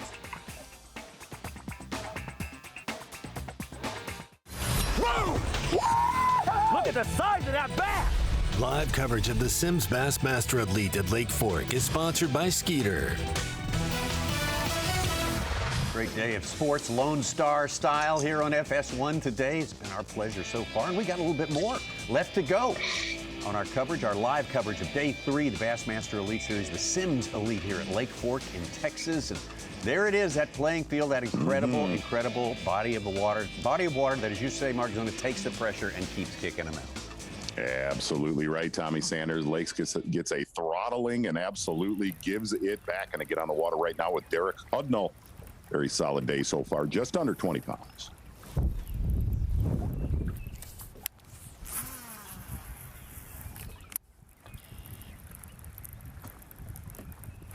Oh.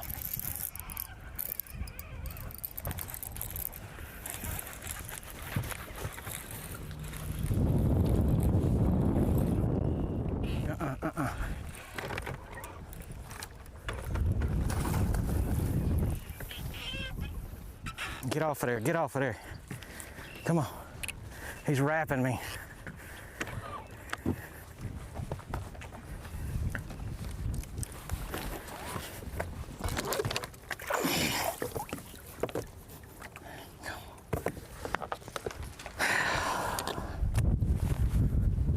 Oh boy.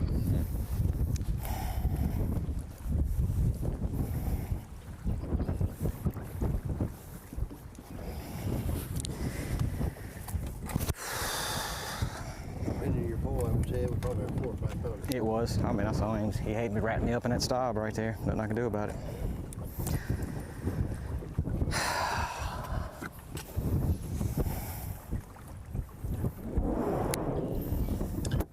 You know, surprisingly, as big a minefield as this lake is with obstacles of landing fish, in this tournament, we have not seen many lost fish all week long. And we see one right there for Derek Hudnall. And the other angler, Lee Livesey, had 2 of them wrapped up like that on an even lighter line than what Derek is doing, and the fortunate fact he got both in. That just shows you that it is a 50% chance of getting it in. Gerald Swindle earlier also was doing a great job of snatching victory from the jaws of defeat, basically.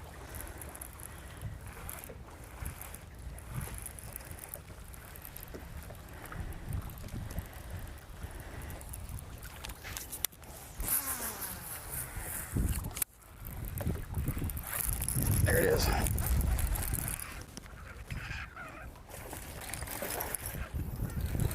Come on, baby, stay on there. Nope, stay out of there, stay out of there. Stay out of there. Did it again. Oh, boy.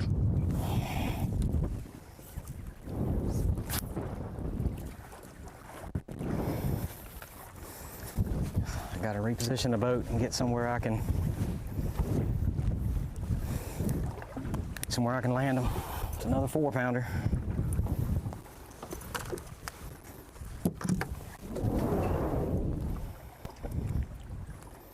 Yeah, and both of those fish would have definitely helped Derek Hudnall's bottom line. Still has 2 fish, just over 3 pounds in his 5-fish limit. I have to try to get some. I mean, they're gonna go straight to that timber every single time. Bad time for that to happen. Derek currently in 9th place, trying to make it into the top 10 at the end of the day, but there is more time left to make up for that. As he said, he's got to find a different pathway to get him in.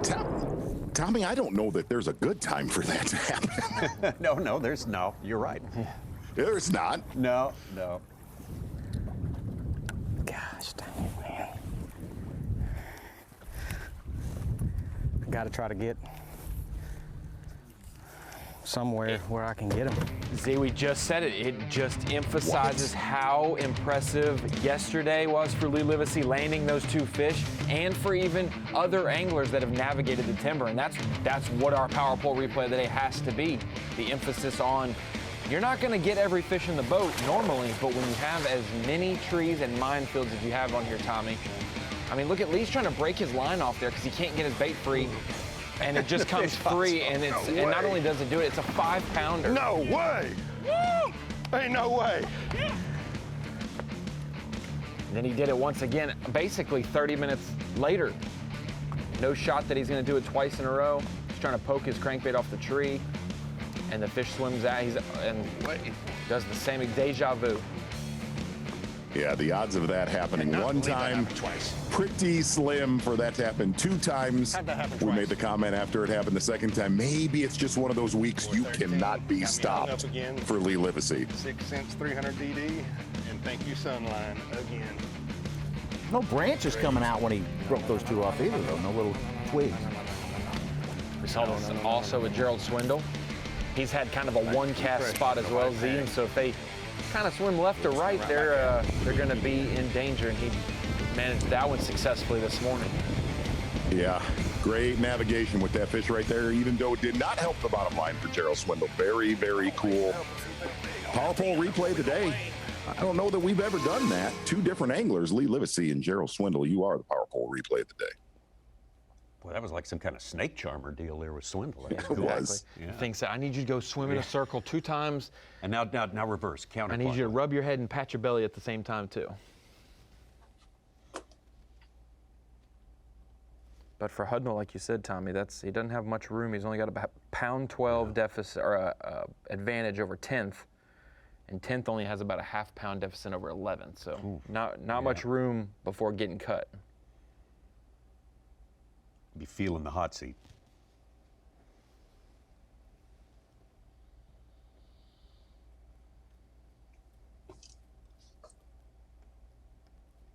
Glad that Ashley Wages is okay. She's one of our cameramen, and she had to go to the hospital with little issues with the heat down there. She's Oh, okay. really? though. Well, she's good. Oh, now? I'm glad she's okay. Had to go to the ER and get some fluids in. This part of the country, you just go from cool spring weather to summer just like that. You're not used to it. Yeah. So critical for Iowa. Yeah. Stay hydrated, plenty of agua. Absolutely. And water. Both of those I'm things. gonna have to scoot up just a skosh. This is a place we should get one. That's a big one. Oh my gosh, that's a big one. Stay down. Don't you jump. Oh! Come on. No! Holy cow.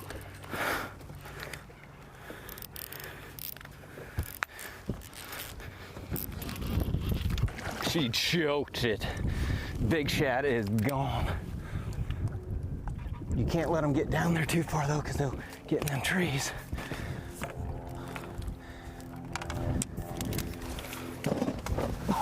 Yes!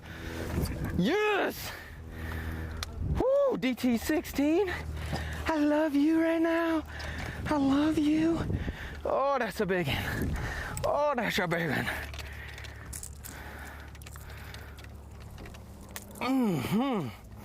Knew I could see him up there. That's a long one. We'll have to measure that one. Just like Lee Livesey, his smallest is a 3.2 for Brandon Polnick. 515. Skinny, but she's long. Almost another 6-pounder. Nope. Sweet. Oh, bug eyes. Oh. Nice job. Yeah. Gonna ride her down. Oh, watch your feet, Brian. 81.3 now for him. Yes. About a pound and Wow. 3/4 behind, but over 80 It pounds. did. It looked way bigger. She's just skinny. Okay, come on.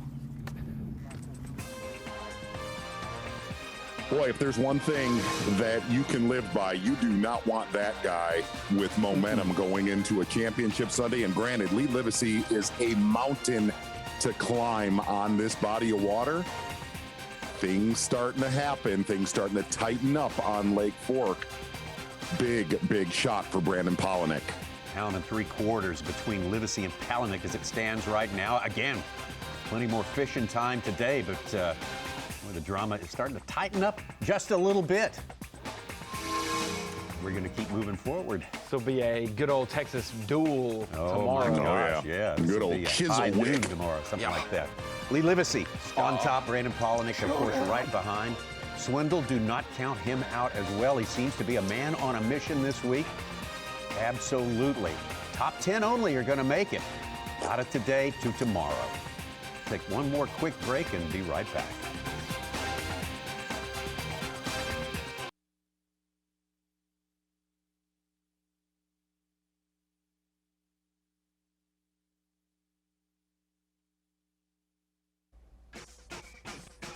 Thank you, Shannon, and everyone at NASCAR Race Day, standing right around the corner, getting prepared to get us all fired up for the Xfinity Series race at the Texas Motor Speedway today. Big Lone Star State Sports Day here on FS1, and we are enjoying one of the big events of the year, certainly for the Bassmaster Elite Series. Sims Bassmaster Elite, right in the middle of the season. Lake Fork, everything going for it. And now we got a great race at the top for sure. Lee Livesey and Brandon Polnick. Lee Livesey, the big-time hometown favorite. Brandon Polnick, former Angler of the Year, winner of 6 tournaments with the Bassmaster. And we got a new entry to the top 10. Caleb Kufal looks like jumping over Cliff Prince, cutting into Derek Hudnall's little gap there over 10th as well. This is what we saw from Brandon Polnick to close that gap considerably. This was just a few minutes ago.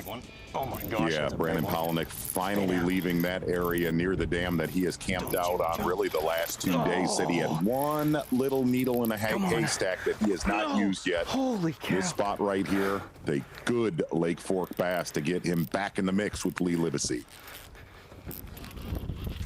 She choked it. Big Shad is gone.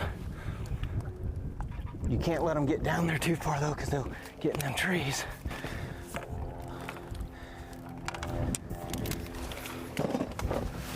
Yes! Yes! Woo, DT16. I love you right now. I love you. Oh, that's a big one. Oh, that's a big one.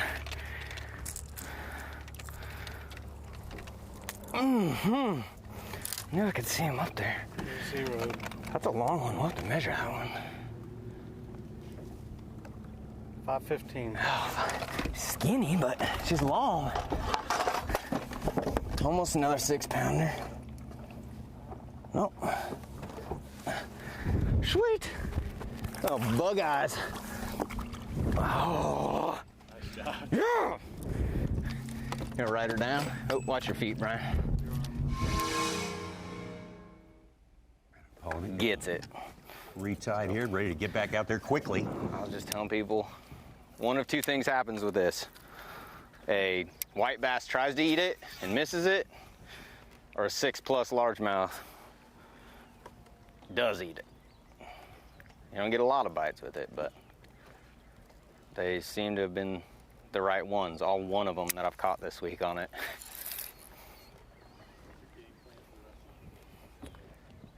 I think we're just gonna keep bouncing spots, fishing areas, mixing it up. I mean, there's definitely fish still biting. They're moving around. We just get our timing down. You know, I've kind of fished the areas so far that I've had to myself. I wanted to get a decent bag before I started messing around with, you know, running to a place, having a guy on top of it. So these are places I've really had to myself the last 2 days. Haven't seen anybody fish here.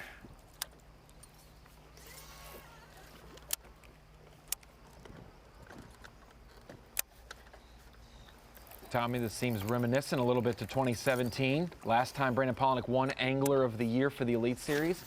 He is the last angler to win Angler of the Year and win an event in the same season. He won our Toyota Texas Fest event at Sam Rayburn. Sam Rayburn, exactly. Around this time of the year, and he won that event 93 pounds, didn't quite get to 100. He's leading Progressive Angler of the Year right now. Could this be his win tomorrow? It'll be a duel for sure. Texas magic all over again. 5 years later.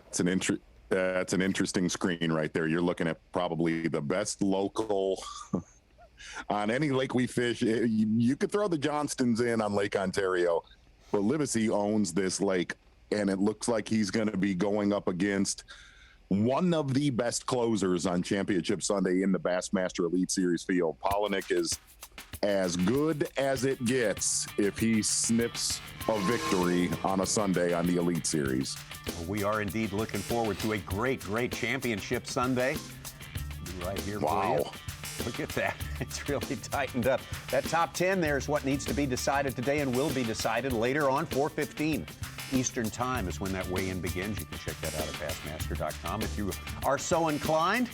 And be it some pins and needles, hot seat time for a lot of these guys, especially those anglers all the way down into 47th place. And man, oh man, everyone wants to fish for another day here at Lake Fork. Our coverage is going to continue also on Bassmaster.com after this. And really, looking at the way the weather has transpired, there's potential that deep bite could ignite better this afternoon than it has the last 2 days, which that leaderboard is far from over on semifinal Saturday. Even when you look at it, 10th place is at 65 pounds and change right now, Tommy. 35 pounds at Lake Fork, not out of the question at all. We could still have all top 10 make 100 pounds. Not only that, just look at how the fishing was the first 3 or 4 hours this morning on Lake Fork. Absolutely incredible day on Bassmaster Live. Unbelievable action. Yeah, it'd be hard to top what we saw for the first 3 hours of fishing today. It was simply off the charts, and tomorrow we expect another great day for you. We'll be here, right here on FS1, starting at 8 a.m. Eastern Time. 4 full hours of coverage on Championship Sunday. Been so great to have you along with us today at one of the great spots for bass fishing in all the world, Lake Fork. We will see you tomorrow.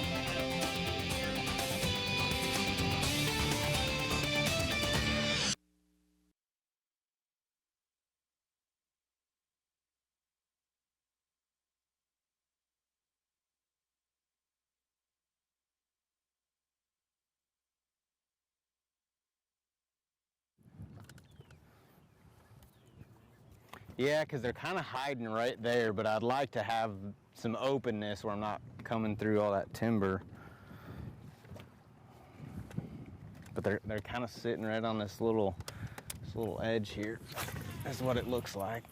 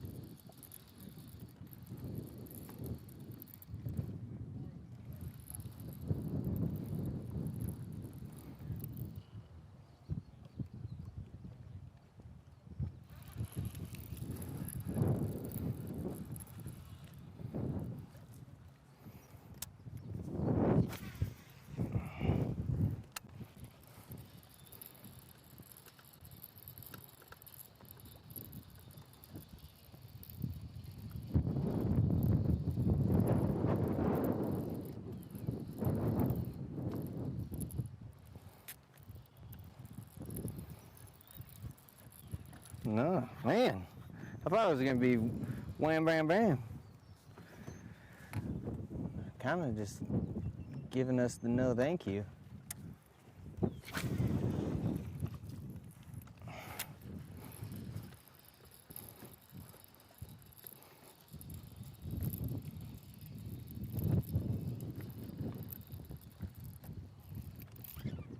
Begging. Oh my gosh. Yep, another sixer. Stay on there. Please. Please stay on there.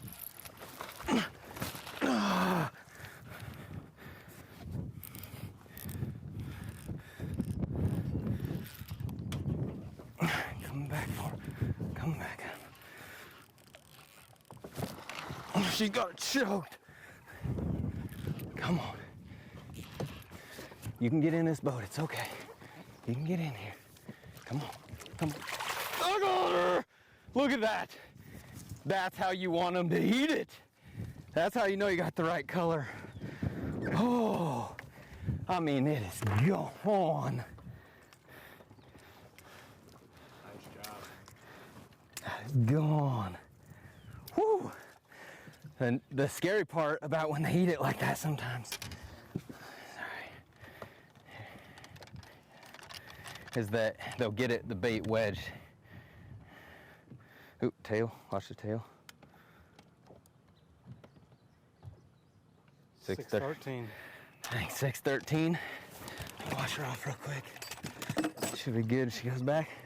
Look at that fish. Look how pretty that thing is. Oh, oh, bug eyes. Oh, thank you, princess.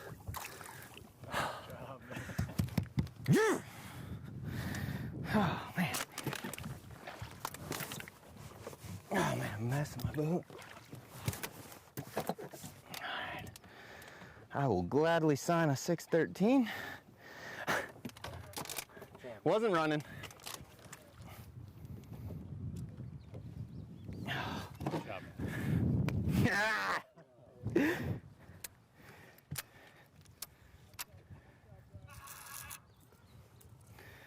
He's only saying that because he's going to need that clip later.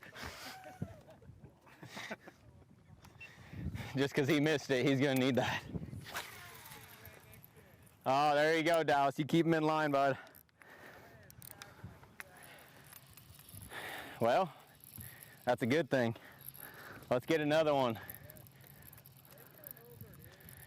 I'm really trying. I probably should have measured that one. I don't know. That one was a long one. Got excited. She's bleeding a little because she ate it so deep. I'll just let her go. What is going on? That's her. She's barely hooked though. Yes! Yes! Freaking head too. Yeah. That's why you come to Lake Fork. 6 cents hybrid jig and a net bait pocket crawl. How cool is that? That's what's in there with them whites. Take your time, we ain't in no hurry. Take your picture right now. Yep, take your time. Oh no, you go ahead and do your deal. I'm on. Go ahead. No, let's weigh her first. All right. He can take a picture around you. Here's 0. Gosh, she got some big old lips.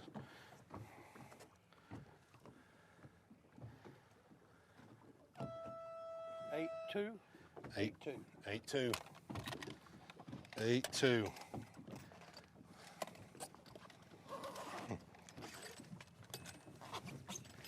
Beautiful fish. Yeah. I don't think she's 24, but I'm gonna measure her. I don't think so.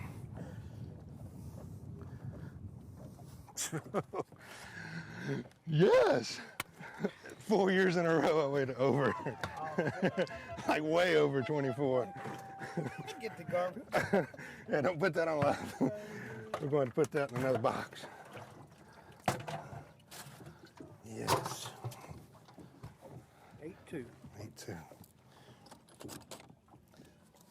Yes. You're fine. Nope, I'm just turning live wells on. I know you have an over.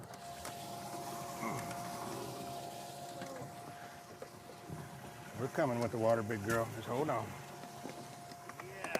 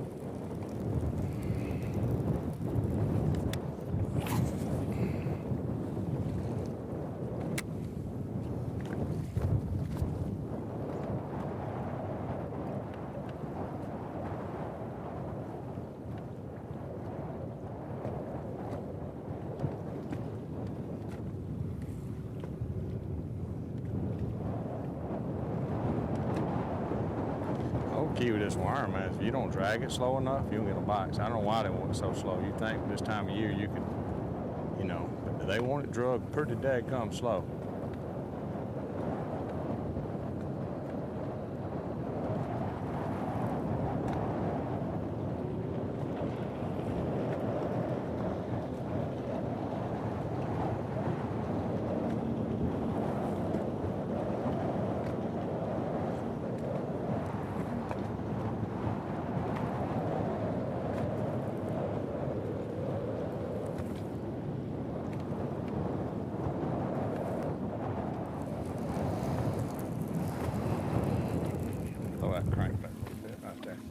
I might touch that concrete with that 10.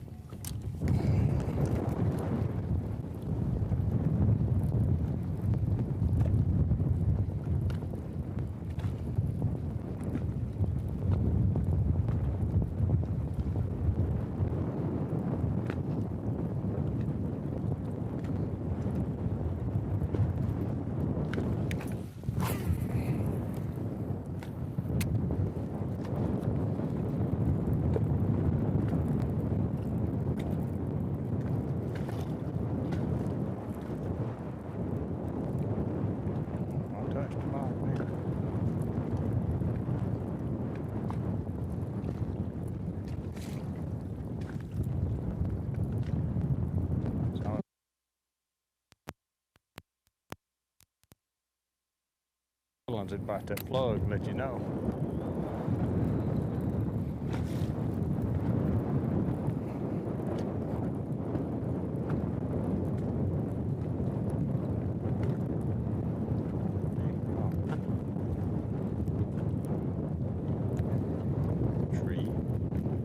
Tree, just a, you know, a tree. It's a dead tree. Imagine that, there's trees out here. Who'd have thunk it?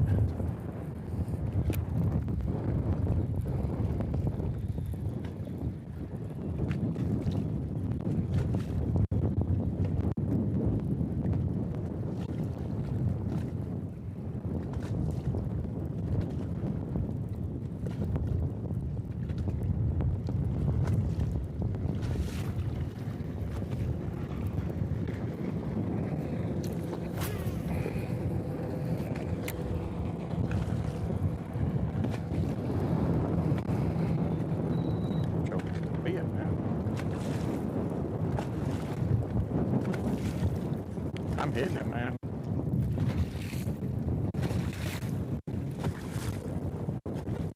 I promise you, if it was there, he'd probably tackle that right there.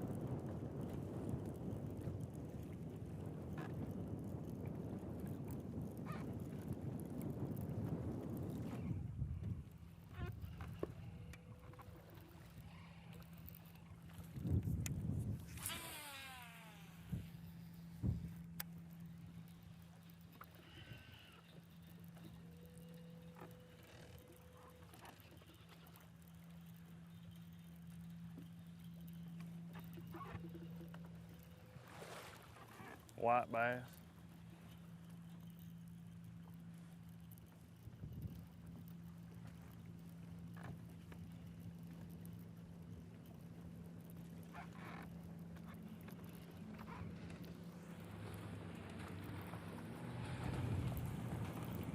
Let's go.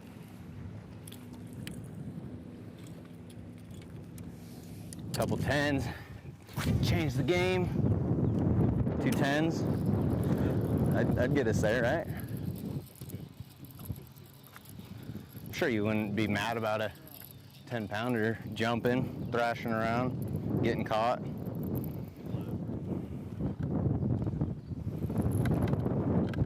Get off that tree.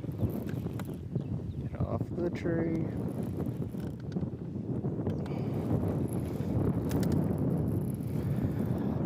We made a little ground, caught a couple big ones, but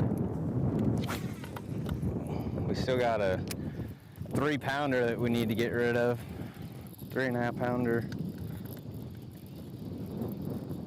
If we can get rid of that one with like a 7, I'd be pretty happy. The next smallest one after that's a 5, isn't it? After the 310? The 310, and then it's that 5-pounder we caught first, isn't it?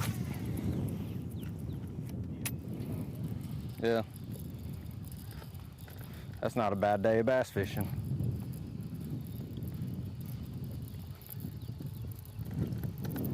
Come on, you little sweet Sallies.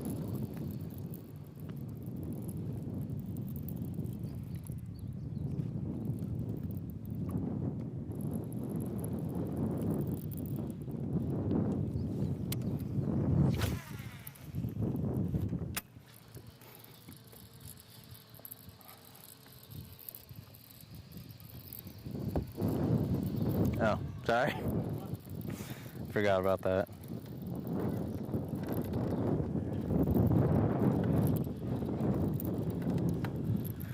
Let's catch 10 for Ray. Let's do that.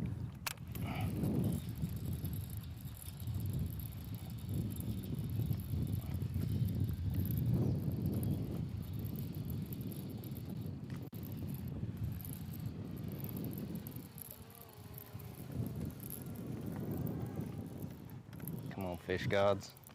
Let's do it together.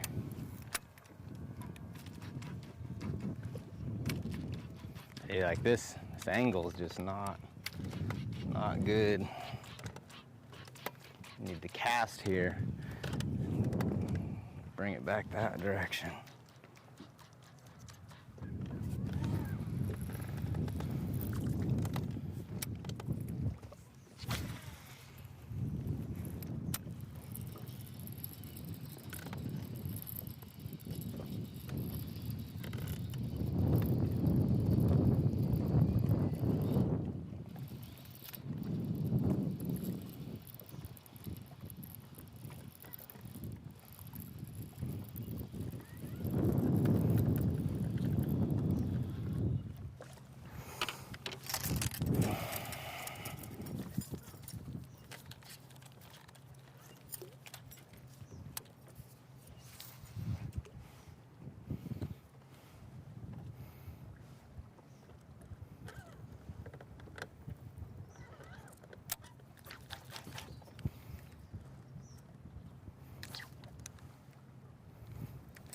Come on, get it, get it.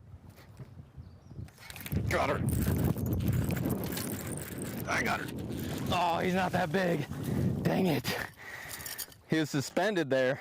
Little post-spawn suspended fish. Dang. I saw him start chasing it. Thought it was gonna be a big one. Dang. That was cool though. Super cool.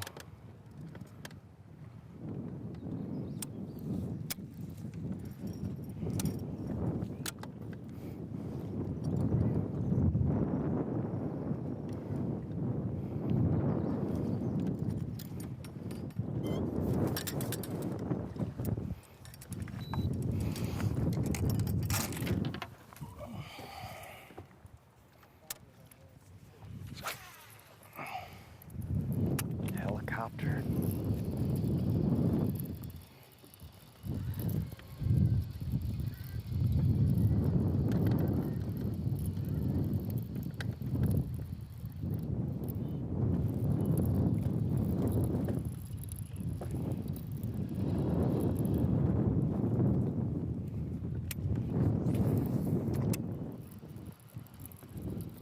Oh, why it started running like that?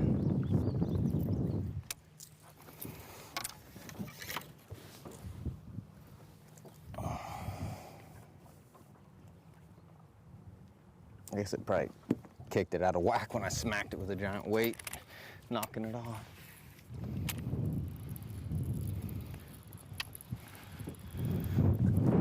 That'll do, donkey.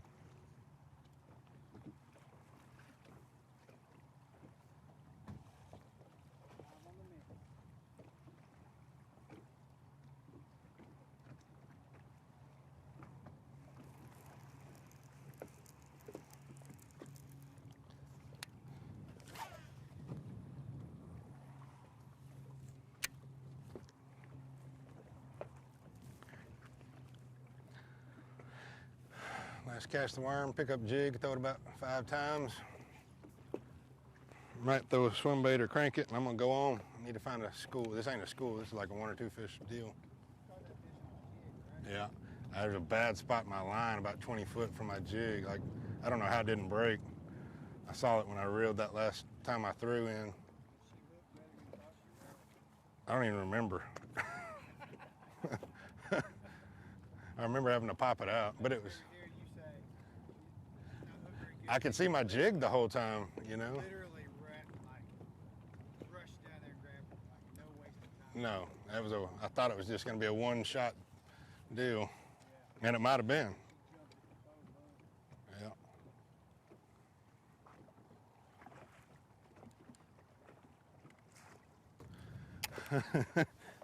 Every time.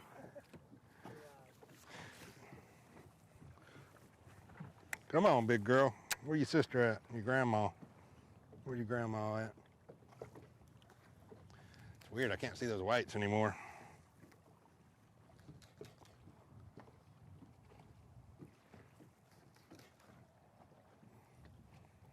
It's gonna make about 4 casts and we're gonna go start running some of them bigger schools, see if any of them are showing up.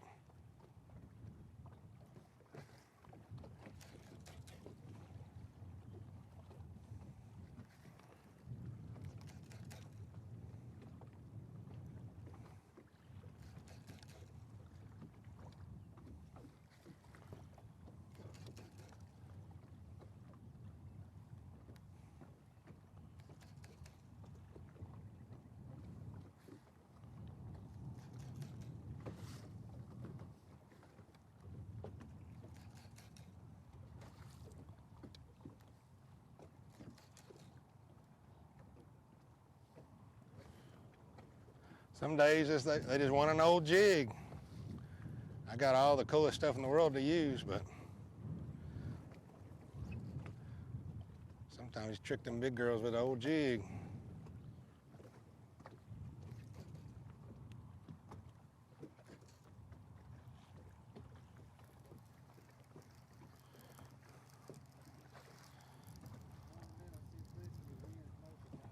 Yep.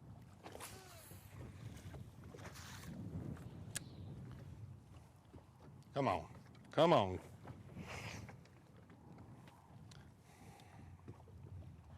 Need another 8-pounder to be huge.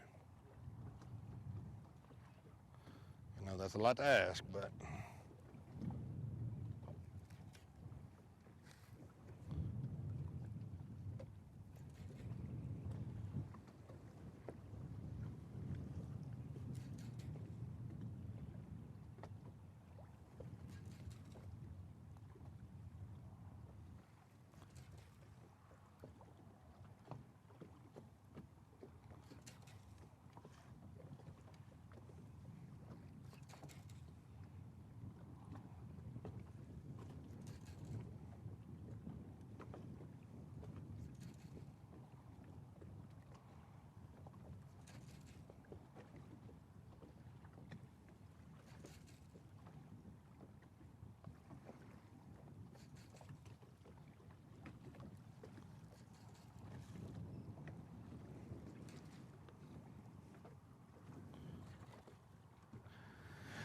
starting to see those whites again now.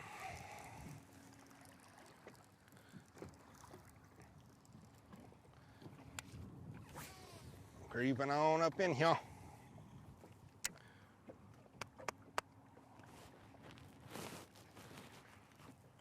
God, I want to crank them so bad, but I just don't feel like they're active today.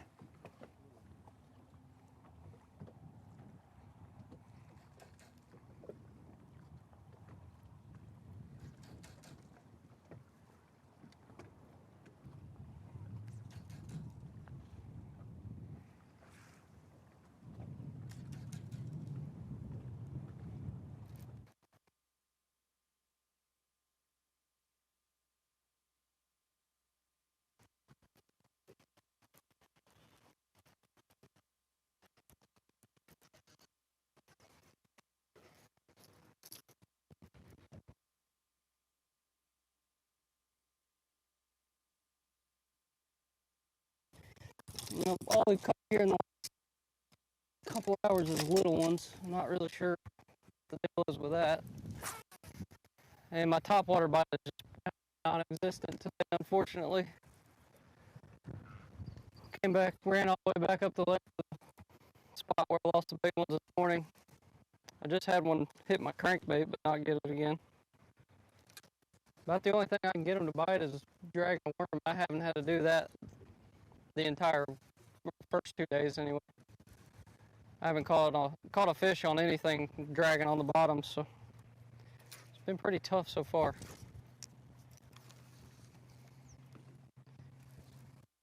We need a couple things to go our way. We need 2 more bites at least to make the top 10.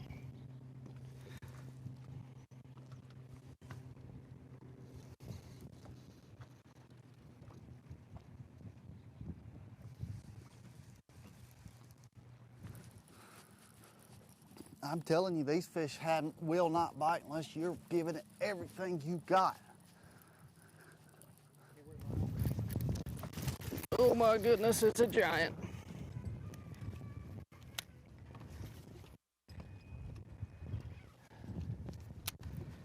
Oh my goodness, what a fish.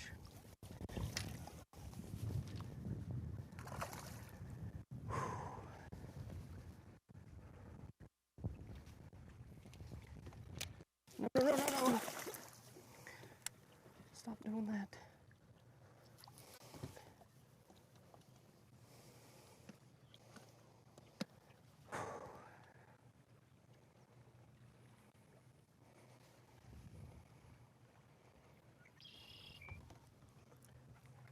Come on, baby. Just get tired.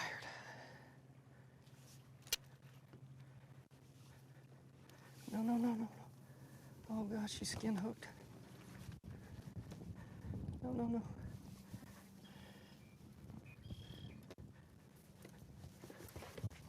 no. Oh, yes! Finally got one of them big suckers. That's what I was jumping off this morning.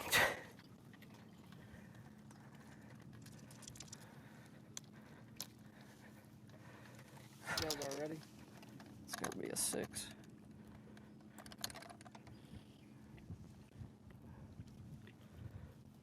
Six on the dot, 6-0.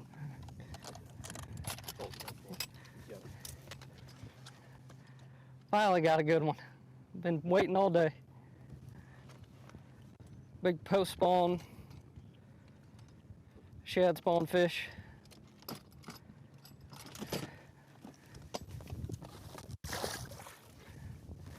All right. I was dragging just a Berkeley bottom hopper on a Berkeley swing head. There's a shell bed up there. I lost 3 that had to be all like that. The one I jumped off was bigger than that one that we actually saw. So that'll help big time.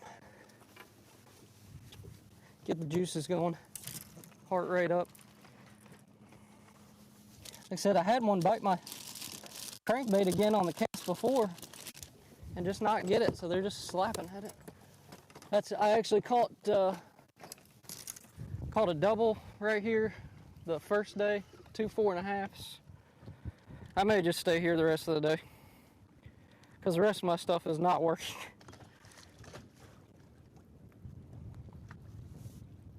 I'm shaking so bad I can't get my...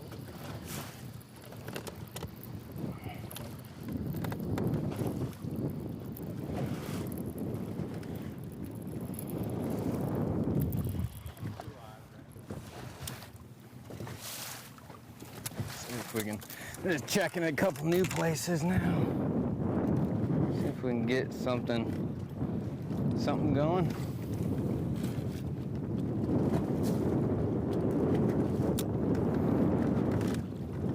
Saw some fish when we idled over this, but it's kind of like they scattered now.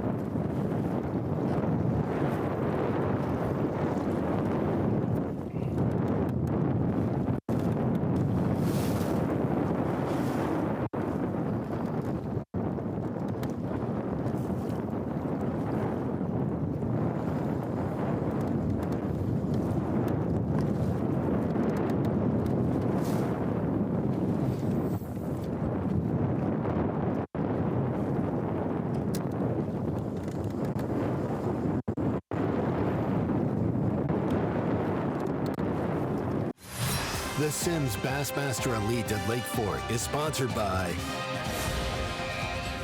Humminbird, Mercury, Nitro Boats, and by Bass Pro Shops.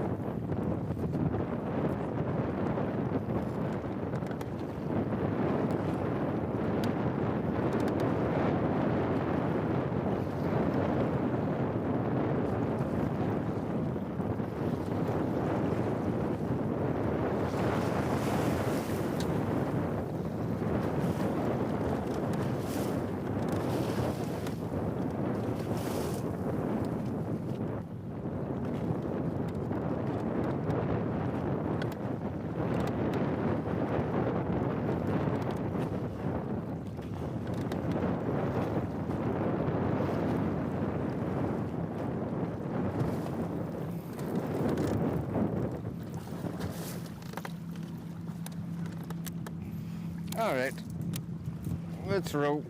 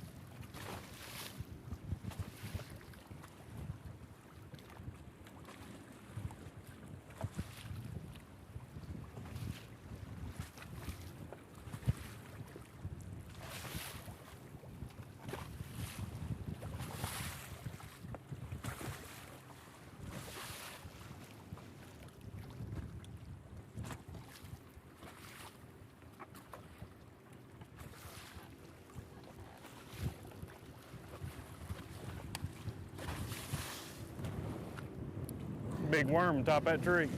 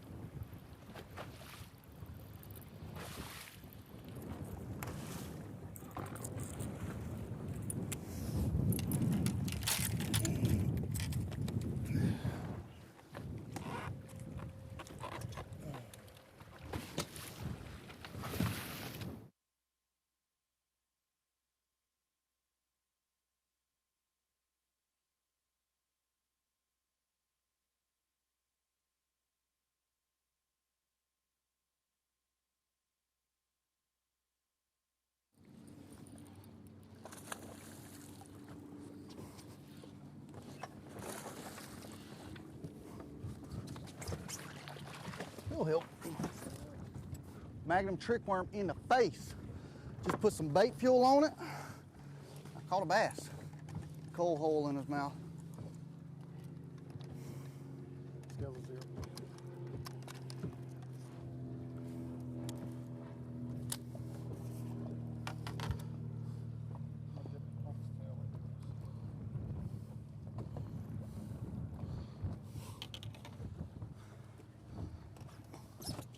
Pounds, 13 ounces. Or 13. Boom! Boom!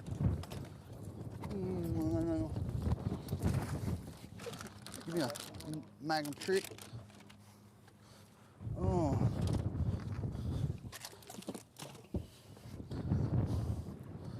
I'll get it. Let me get this done. Don't let me forget though. No, I just don't want you waiting on me. Awesome, my friend. Thank you, Jesus.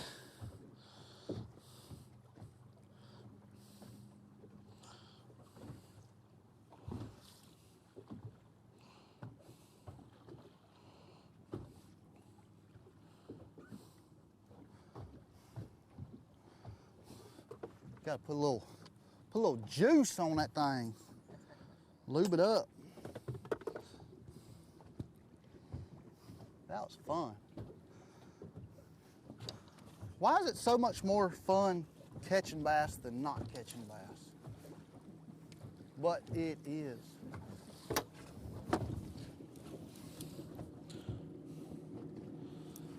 Give me a total when you get it.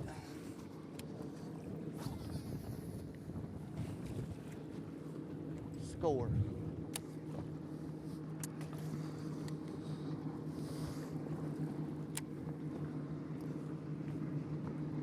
Somebody's catching their tail. Good God, look at the boats.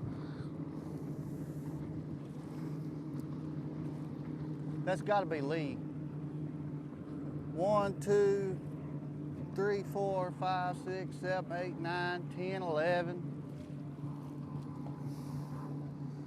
What you got? 23 even? My man. That's 75.5. Ain't no way it takes more than 25 a day. I mean, it could. I think that guy's got more than 25 a day. Whoever it was.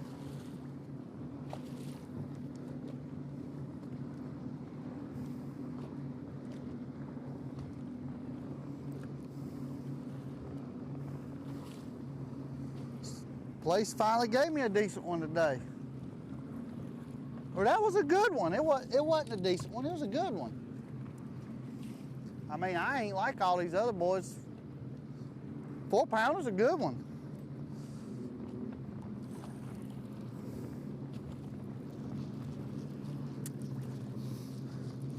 You still saying it's gonna be a 10? I mean, I'll be okay just to catch that one. I don't need to catch no more, but My man's saying I'm gonna catch a 10. I'm gonna try to catch a 10.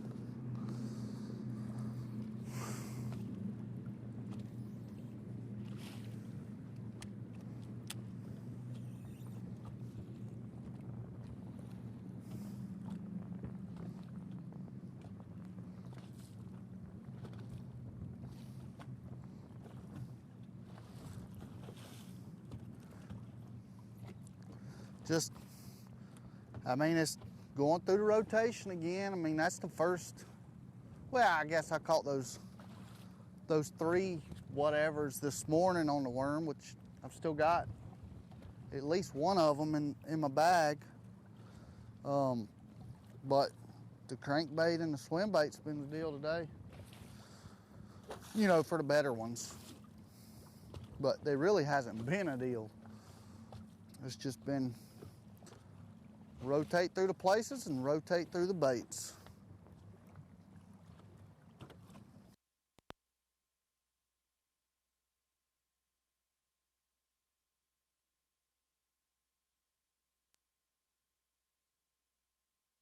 Firing up stuff seems to have stopped on my 2 places.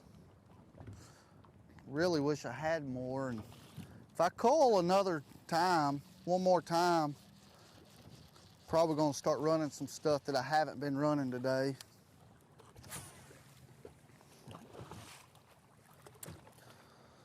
That's like the best other place I think I've got. I haven't been able to catch them on it, and there's a guide that really likes to sit there and not let you fish.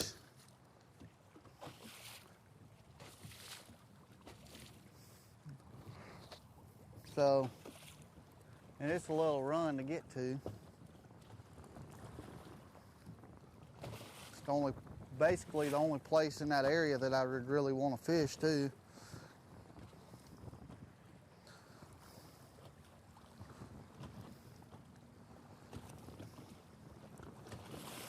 Now, I know it's getting a lot more pressure than the stuff that I am running. But we're gonna have to probably throw it in the mix at some point today. I mean, got 2 hours.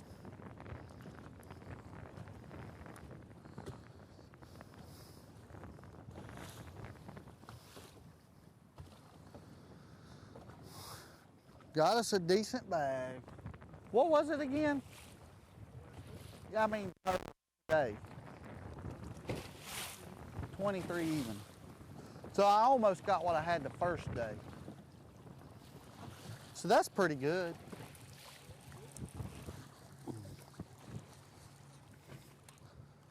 No matter what, it's been a good tournament. I sure would like to make it an excellent tournament, but it's been good.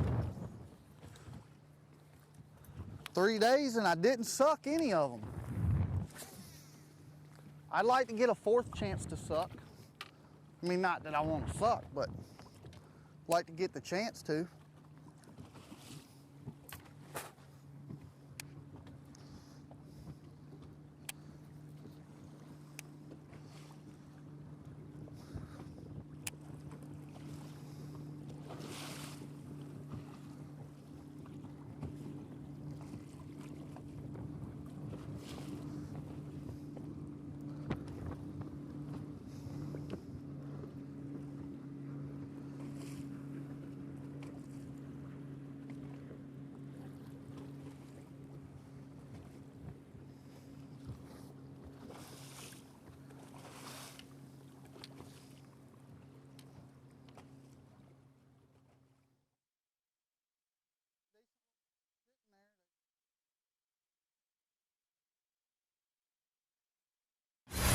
The Simms Bassmaster Elite at Lake Fork is sponsored by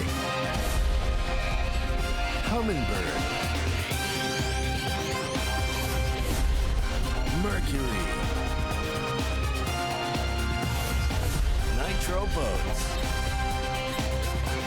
and by Bass Pro Shops.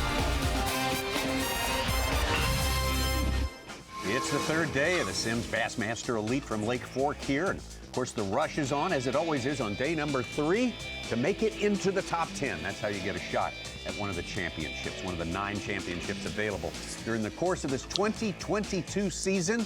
We have another hour of our show to bring you. And we take a look at the leaderboard as it stands right now. Updated, boy, still pretty top heavy with 2 guys right there, Livesey and Brandon Polinick. Swindle made a good run today. He moved himself up that leaderboard, but he has fallen a little bit behind our 2 leaders, Brian New, Mark Frazier, Joshua Strassner, Tyler Rivette have all worked their way into the top 10 at this point. Just want to be at that top 10 by the time we are done. Oh yeah, Tommy Sanders, and really turned it into a little bit of a 2-horse race up there at the top. And we're going to break down exactly right now what has transpired with Brandon Polinick the majority of this day. He kind of lived down there by the dam, okay? For the past 2 days, Brandon Polinick lived on one offshore spot by the dam with Drew Cook. Well, guess what, Tommy? Had it all to himself this morning. But the problem was, the big ones that he was on yesterday did not show up that much. Caught a 5-pounder there, caught a 6-pounder there, but it was mixed in with a lot of 3s, 3.5s. A lot of his work with a big oversized crankbait, a DT16, a flutter spoon. Good morning for Brandon Polinick, but just couldn't get past a lot of fish that size. This was his, I believe that one right there was the last one he caught on the face of the dam, and he made the comment, that I've got one backup spot. I have one backup spot after he left that dam. It was really about the last 30 minutes that we were covering him on FS1. A little backup spot that put him over the top. And actually, Tommy Sanders, that backup spot got Brandon Polinick the lead momentarily. That's your VMC on point. And still, Brandon Polinick with a lot of room to grow here on semifinal Saturday. He's going to need that, because when we were at our break, a big shot, a slow day for Lee Livesey, but he caught an absolute, I'm talking about Lake Fork, East Texas, daggone stud. If you missed it, if you didn't switch over to Bassmaster.com after our FS1 show, we give you another enough. look at this big one. Yeah, up there. another 6er. Stay on there. Oh. Please. Please stay on there.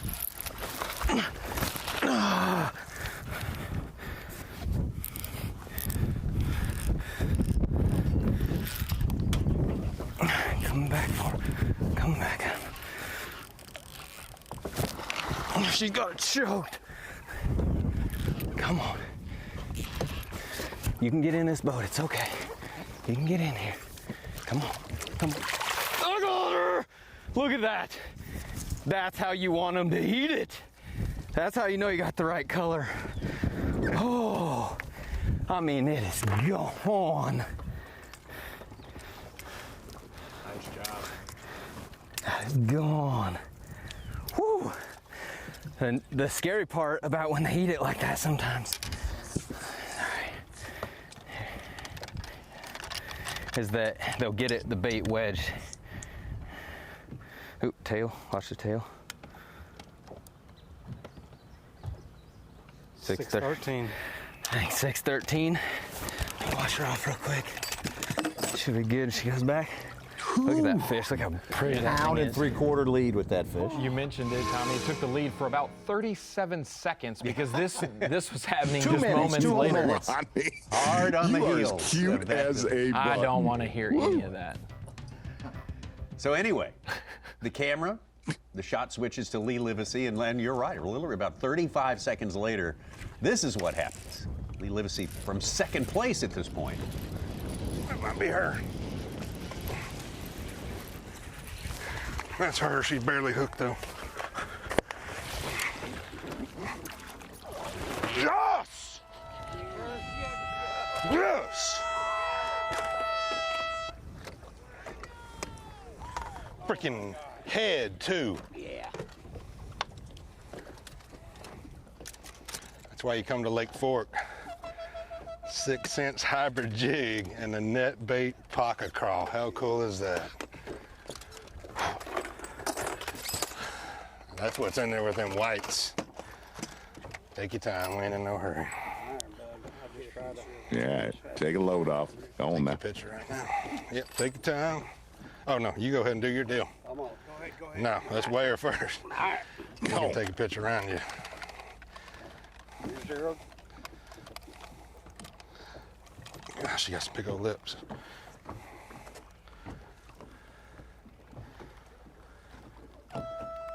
Eight two. 8-2. 8-2. 8-2.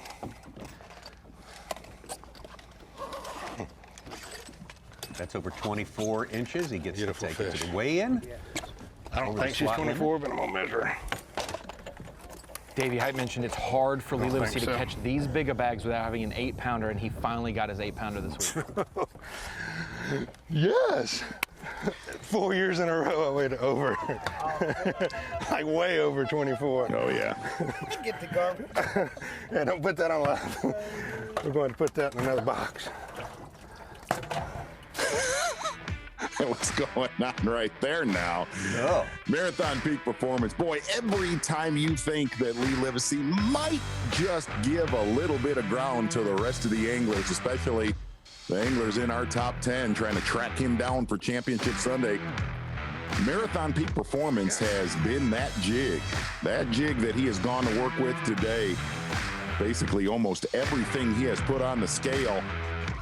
Had about a 45-minute flurry, but he's going to punch somebody before this tournament's done. I'm feeling it, Thomas Sanders, owning it. Lee Livesey getting his work done in about a 45-minute span, then said he was going to go looking for a big one today. Well, he definitely has found that and then some. Man, we talked about it yesterday. It just seems like his floor is going to be, no matter what, even how tough it's been today, his floor seems to be about 25 pounds. Well, he has passed that in a big way with that one right there. Marathon Peak Performance yet again on Lake Fork. Almost looks like a carbon copy of last year. Haven't seen a 40-pound stringer yet, but he has been a model of consistency, slow morning, and then gaining traction. And at one time, he was kind of flirting with that Yeti hot seat that was just dripping wet. Marathon Peak, it was, Tommy. It's so hot. It is warm. Especially in this East Texas sun and heat. Gonna get back. That's your marathon. He's going to need 12 warm tomorrow to get the Century Belt. Josh Strassner just moved inside, needing 25 pounds. He caught a 6'10". He's over 30 pounds today. 5th place. Third straight day of 30 pounds. There's no doubt about it. Shane LeHue, moments ago, Oh Tommy. my goodness, it's a giant.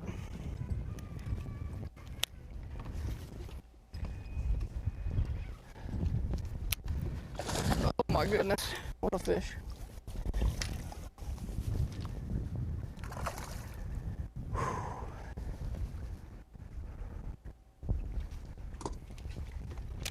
No. Stop doing that.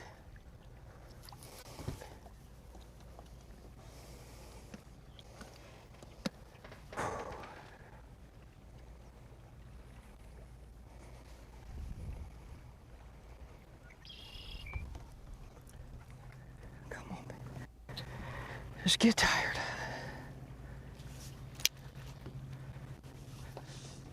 No. Oh gosh, she's skin hooked.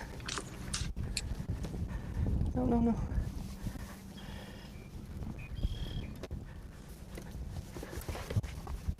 Oh, yes! Finally got one of them big suckers.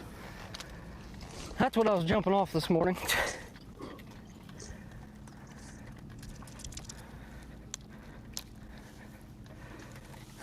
Already? It's gonna be a 6.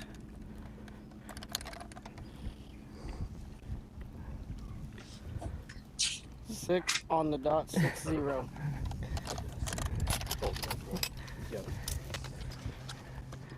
Finally got a good one. Been waiting all day. Big post spawn, shad spawn fish.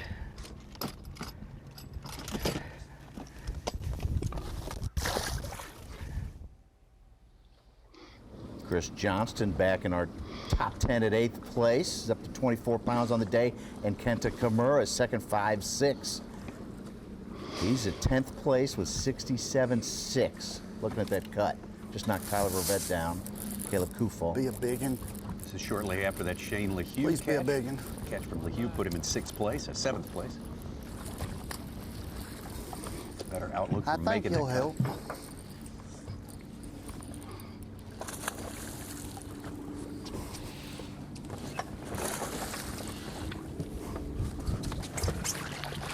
He'll help.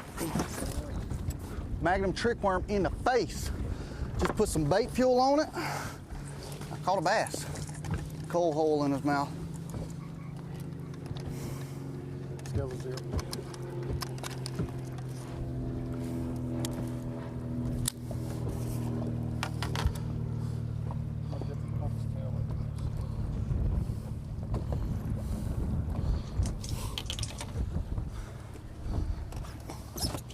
Pounds, 13 ounces. Or 13. Attaboy. Boom! Boom! Whoa, they're gone now. Hey, easy. Yeah. Oh.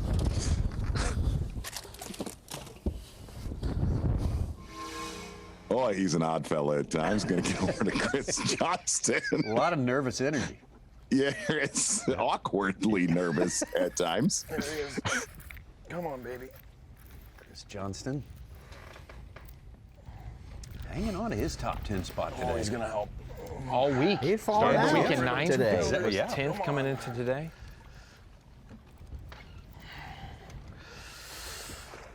Oh, come on, baby. Ah, there we go. It's not a 6, but that's a good one right there. Give me some. 4 3/4. We're good? 9th on day 1, 10th on day 2. Now this puts we him came back here unofficially, for. should put him in 8th Back where I place. started. It's a little bit of a gap over 10 9th and minutes ago, 10th. too. 5-2? You sure? Yep. Good. I mean, I can reweight if you want to reweight. Yeah, 10th is 20 All right. pounds back I of believe you. Livesey. Yeah. We got us a bag now. Let's take it back out to Shane LeHue.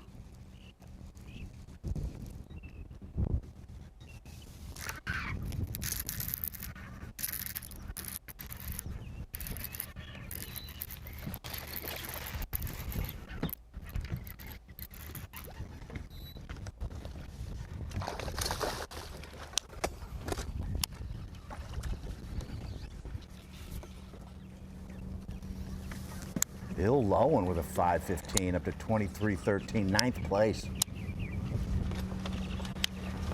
Dude, where's this thing going?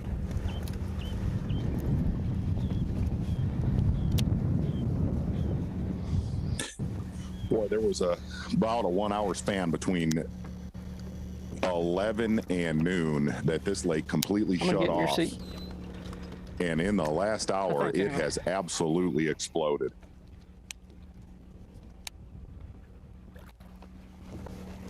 Suit, you're gonna go crazy with all those century belts tomorrow.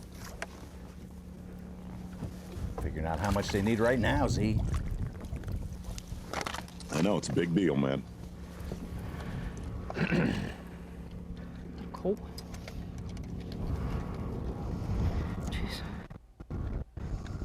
Tommy, imagine busting into the top 10 where you have to catch over 21, 22 pounds a day, and you come in 10th place and you're 20 pounds behind the leader. Just imagine that. You know, I'm catching them better than 82 other anglers, and I'm 20 pounds back.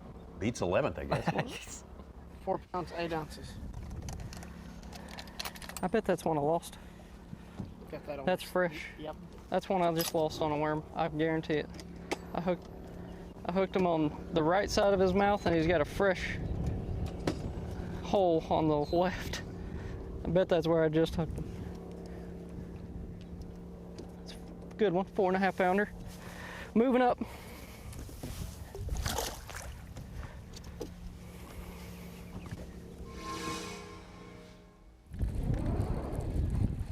Swindle.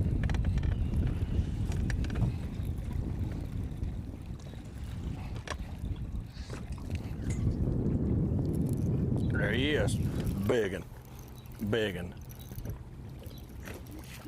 Stay on, baby. It's coming up. Stay on. Stay on. No. It's a big one.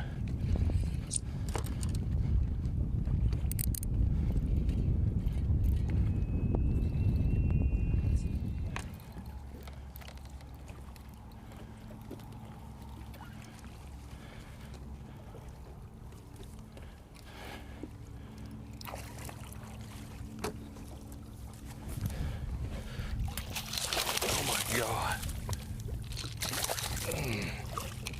That's a game changer.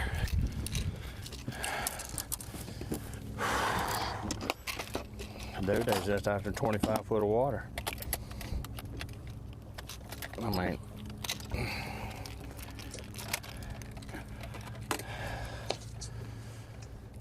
ready? It's a 6er there. All right.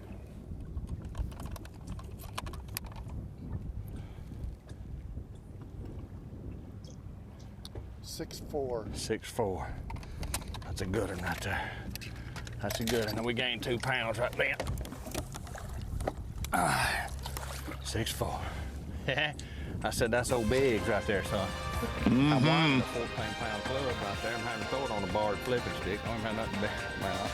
Puts him up at 28 pounds, 2 ounces, Tommy. Third place still, but now 8 pounds back instead of 10 pounds back. I mean, that's something. That is significant. Imagine coming in with 28 pounds, Tommy, and you did your job, but you lost 4 pounds to the leader, it seems. Wow. That's this place. Lee Livesey hanging on top there. Good performance after he got past his first 2.5 hours of fishing. Brandon Polinick, Gerald Swindle trying to cut into that lead as well. 10 guys we got on that list right now wanting to stay there until it's all over. We'll be right back. The Sims Bassmaster Elite at Lake Fork is sponsored by Minn Kota, Power Pole, Skeeter Boats, and by Rapala.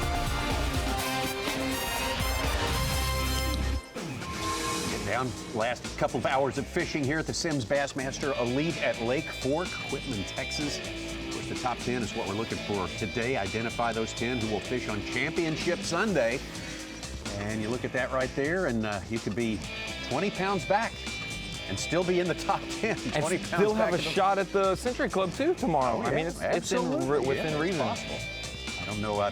Maybe the top 10 have a chance at all collecting Century belts. We will see about that. So great to have you with us.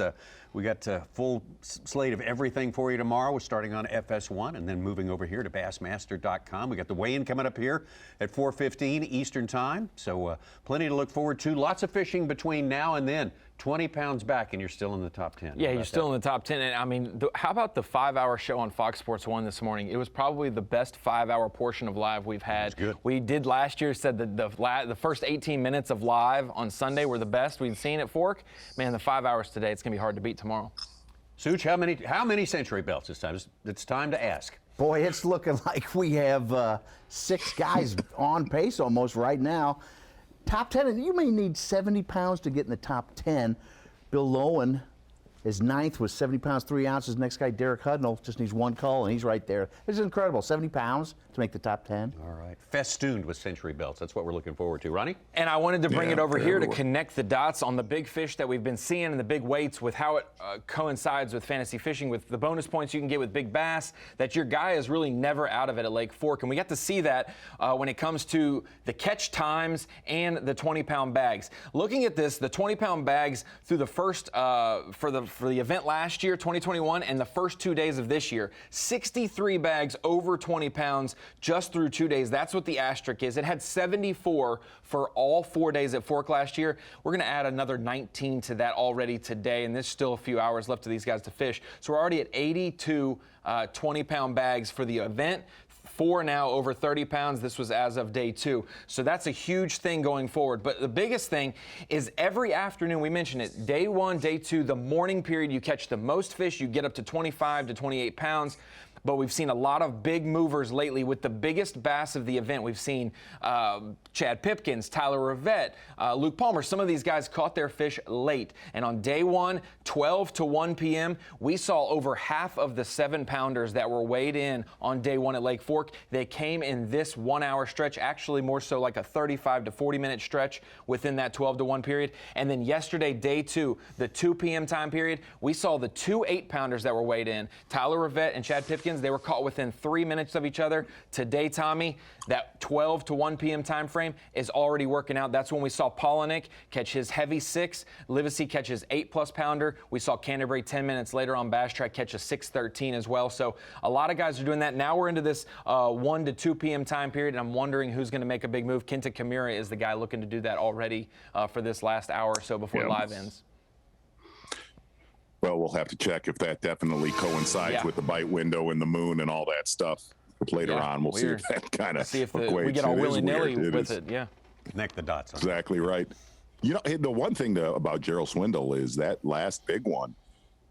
It's one of the biggest ones that we've seen him catch today, Tommy Sanders, and he did not catch that bass on his primary starting spot where he has done damage all 3 days so far. So is that good news?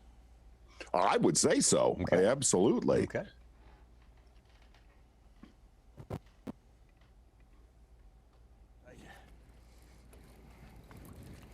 Usually if you can stir enough of them white bass up. We live? You'll feel a little better, you know. Good to hang out with y'all, you folks at home. Fox Sports, we caught us an 06-4, got rid of a 4-pounder. We got one more fish, it's what, 4.3? 4.6, we a little over 28 pounds. We're going for the dirty 30. I'm winding deepest dredging plugs I can find out here in 22 foot to 25 foot. I caught that big and cranking, so just trying to look around, be open-minded. You know, keep looking because it's time to start catching that size fish grouped up.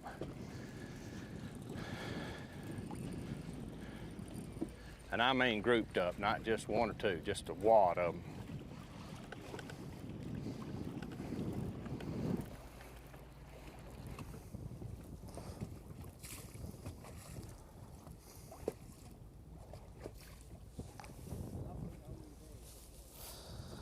Well, it hasn't been easy. It hasn't been all week. It hasn't been great, but it's been good. Like, I feel like I made the top 10, but man, just so many big ones in here and so many freaking hammers, you know, that I'm fighting against. So, you know, unless I get 30, there ain't gonna be no guarantees. It's a good day regardless. I think even if I have made the top 10 already, I think to have a shot, I'm gonna have to catch a giant back. You know, like I've got to get over 30 minimum to even probably even stay put, you know, on my deficit. But I'm doing everything I can.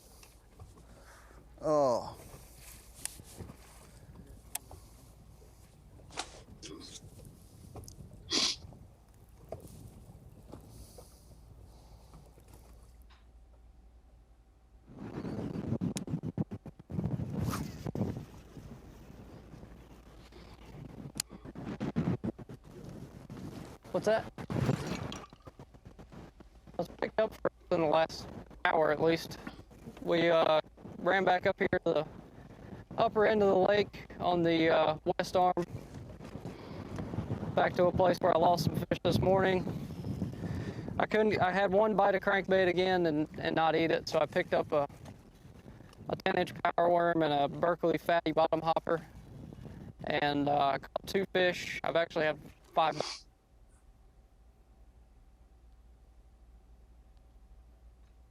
Cold.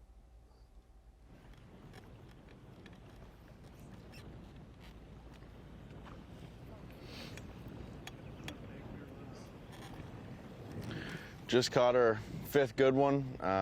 Came back to where I started and kind of let it sit for the rest of the day.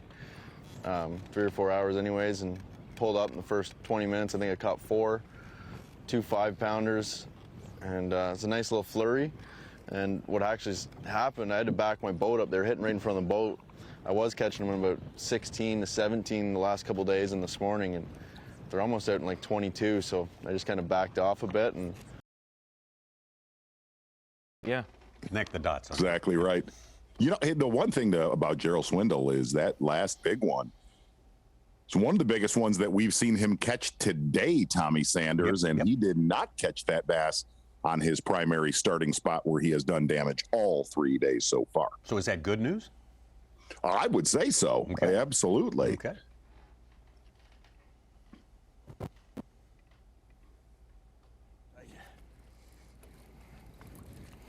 Usually if you can stir enough of them white bass up.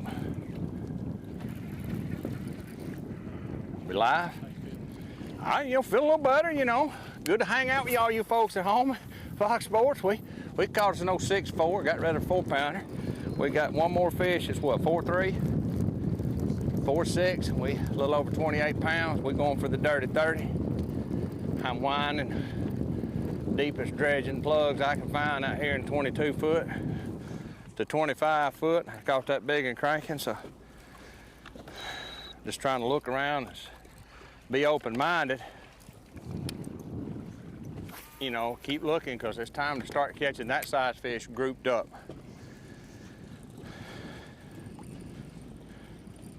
And I mean grouped up, not just 1 or 2, just a wad of them.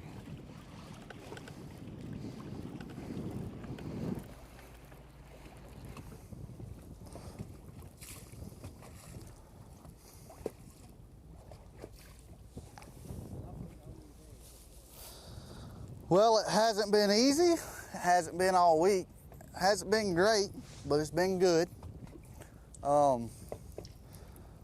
I feel like I made the top 10, but man, just so many big ones in here and so many freaking hammers, that I'm fighting against. Unless I get 30, there ain't gonna be no guarantees. It's a good day regardless. I think even if I have made the top 10 already, I think to have a shot, I'm gonna have to catch a giant back. I've got to get over 30, minimum, to probably even stay put, on my deficit. But I'm doing everything I can.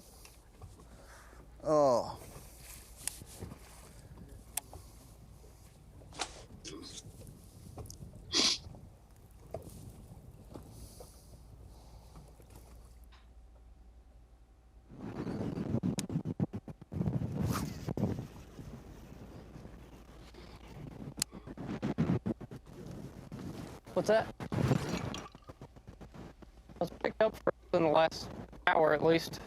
We ran back up here to the upper end of the lake on the west arm, back to a place where I lost some fish this morning.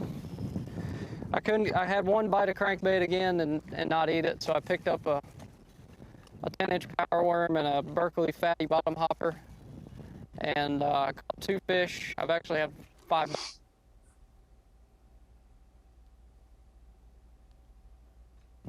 Cold.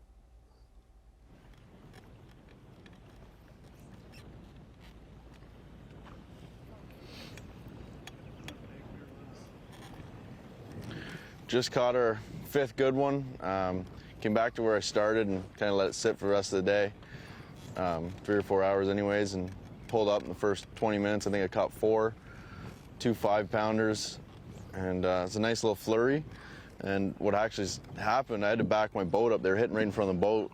I was catching them in about 16 to 17 the last couple days and this morning, and they're almost out in like 22, so I just kind of backed off a bit, and I'm throwing my football jig here, 3/4 ounce, and the only way I can get a bite is when you're hopping it, and it's one of the best feelings. You hop it up and just wait for your line just to jump on the way down, and you got to crack them, because I'm making long casts, trying to keep my boat off the fish so they don't know I'm here. And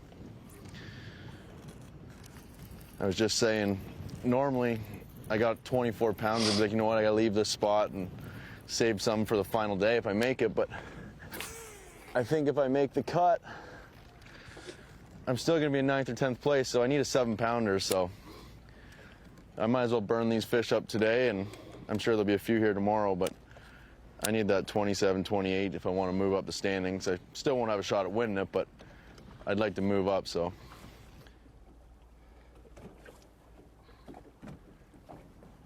Five, 6. 5-6. We gained a full pound. 5-6. Let him back.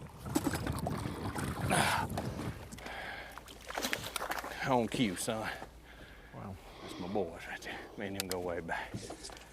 29.2 ounces of making a 30. Yeah, I knew he was pulling, boys. I just tell you, that joker was pulling like I'd done something wrong, and I just swapped a super soft 7'9" rod by 13. It's a Fate. It's called Fate, and it's a lower line of rod as far as cost wise, but it's super soft, real parabolic. I thought I'm gonna try. Only got 14 on there, but I was just afraid after catching that big one, the 6-pounder. I'm like, I better go to a softer rod just in case. And look what happened. I hooked him in top of the head.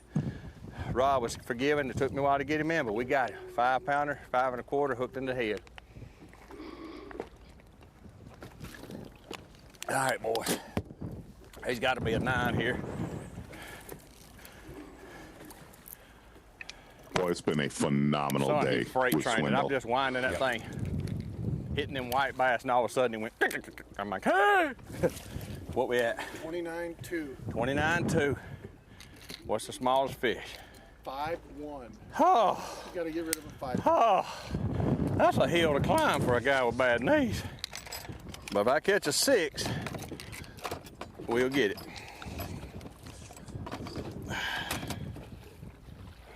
It's bad when 22 pounds, 5 ounces could be the demise of Gerald Swindle being able to win this event. That's his worst day. Yeah. He's had 2 29-pound bags and a 22. You just can't have 22 at Lake Fork, and that's just absolutely puzzling. Our top 3 are all within 20 pounds of getting 100 tomorrow. They need our top what? All top 3. Yeah. Top 3. Livesey would need 12-1, Polnick 15-9, Swindle now 19-2. New needs 24-11 and way down in 9th place. Lowen would need a round 30. Which is so Boy, doable. That move to go throw a crankbait and leave that primary starting spot. Big dividends for Swindle right now. Great move.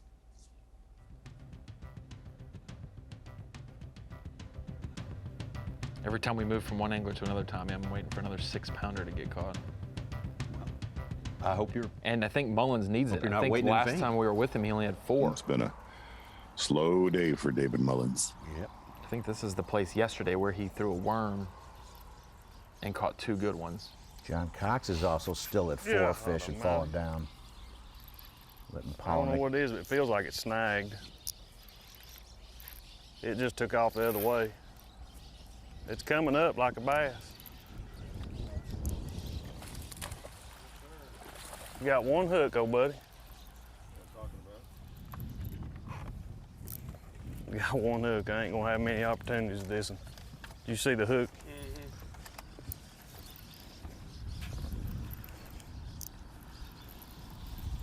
Look at that, right in the top of the head. If he'll be docile like that again on this turn, we'll get him.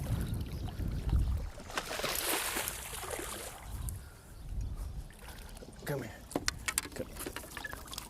Look at that poor guy.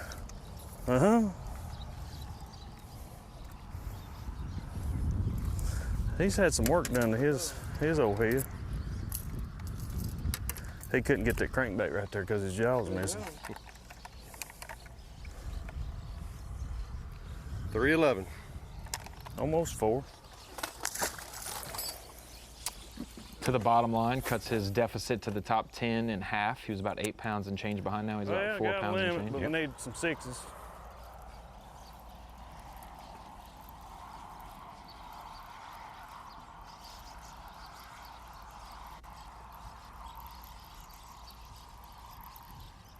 He just stone cold it.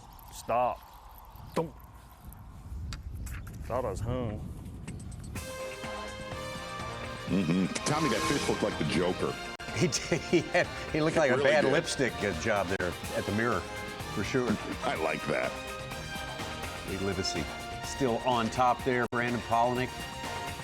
Guys kind of holding their ground for the last 30 minutes or so. Gerald Swindle, very important fish, good fish, getting him closer to 30 pounds, that mark he wants to achieve. All these guys want to achieve the top 10. We'll see who gets closer when we come back. The Simms Bassmaster Elite at Lake Fork is sponsored by Ranger Boats,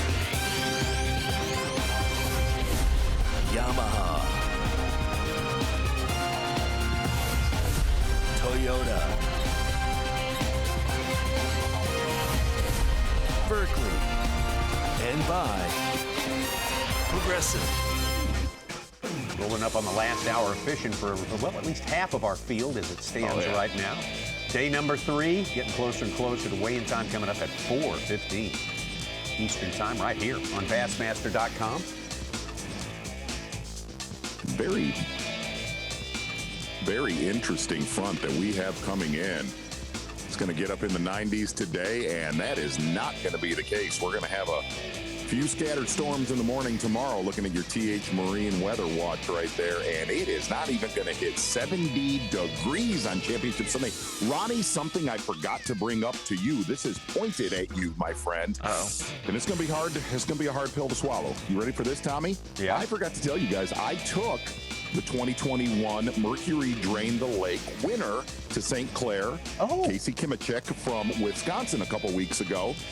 And Ronnie, he wanted me to tell you, you are absolutely not the fantasy fishing champion, the king of the world. He is. He said, in fact, if Ronnie was, he would be here fishing right now. Well, my only rebuttal to Casey is that I get paid to talk about fantasy fishing for a living. Yeah. And he got some prizes one time. That's so, cool. I mean, what are we talking? You're going scoreboard on I it. am going to go scoreboard. Oh, okay. I'm going to go scoreboard. Wow. We here to cheeky stay. devils, you and Casey. Love you, Casey. Total big leaguing right there. Let's Timmy Powers stuff. Yeah. Don't you offend me. Yeah. I'm coming this way. Ego. Mueller. Huge, important fish. Come here. Yeah, buddy. Think color makes a difference or what? That's crazy. Yeah, boy. Sweet. I'm all messed up here. I know they're here, man. I mean, golly. I don't know why this thing came off a spot lock.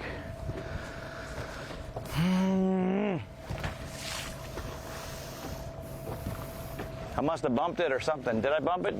Did you see me bump it? Yeah. Connect the dots. Exactly right. You know, the one thing about Gerald Swindle is that last big one. What? Happening right now. What's going on here? We're time tripping.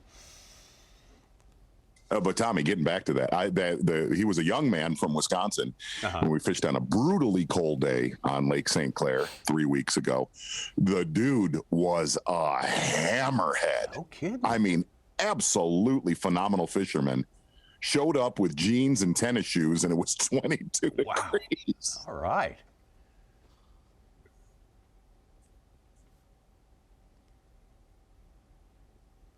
Spawn Lake Fork bass. Awesome. So much fun when they'll bite. Just hard to get them to bite today, but we are in the hour where things can happen. Is that a 413, I believe? Let's give me what, like 17? One more bite. One more bite. Fishing tomorrow. Paul Mueller sat there 2 hours ago and gave us the look. He was no fish, and he says, "I'm going to start catching them. Don't you worry. Right? I'm going to catch them later." And he has. There's 4. Pretty crazy. Hey, hit it real weird too, man. Just mushy. Fell from Not 9 typical, like they usually hit it all the way down to 40th at some point. At this point in the day, back up into the top 20. Hooked up again.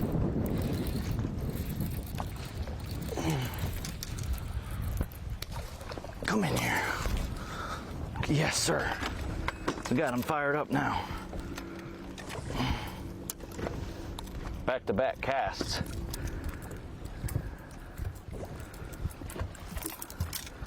Number 5. Not a big one, but that'll give him 20. It's a 2-pounder. We got to start with 5 anyway. 215. Yep. 215. We need to get a cast back in there. Finally, he'll eat the plug. I mean, gosh, all day long.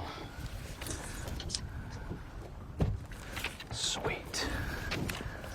All right, boss, what's that? Give me a total when you get it plugged in, just so I can do the math on what size the fish has to be. Well, then we just catch it. How about that? Yeah, an 8-pounder will get me in for sure. I don't think we got to worry about. That's got to be what? 19? 20 pounds, 10 ounces. Gosh, that's so crazy. 7 ounces out of 10th place, Derek Hudnall. But Greg Hackney just caught a 5+ to get to 11th. Kenta Kimura just top 20 pounds. They're all close. Well, look at that. It's 67.12 for 10th, 67.12, 67.8, 67.6, 67.5. I mean, it is half a pound for 5 or 6 spots outside the cut. And Tyler Rivette, who was once 8th, is now 15th. Going to be a nail biter, 415. I can't get a bite in the worm. Cliff Prince and David Mullins. Small 14-pound limits today. Could rise up back in there. They start in our top 10. Come on, baby. 3.5.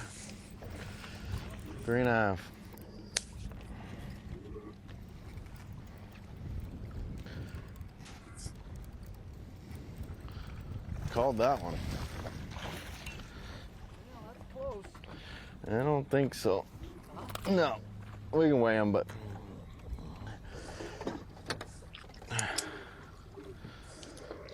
No, probably not. It's definitely not 4.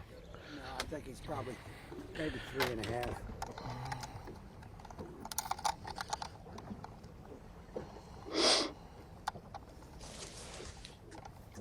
Three something. Yeah.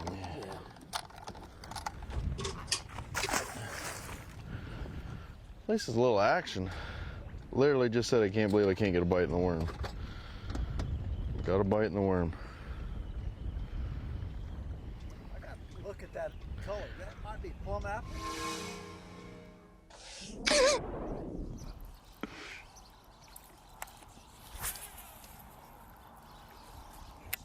Boy, besides that 1 hour, you talked about it a little bit, Ronnie, when we came back from our midday break. Besides that 1 slow hour, you cannot say enough about this lake, man. He's either snagged or it's a big one. I think he's snagged.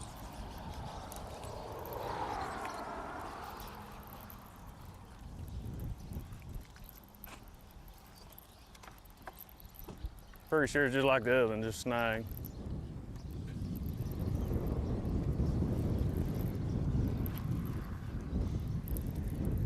Feels like he's got a little weight to him.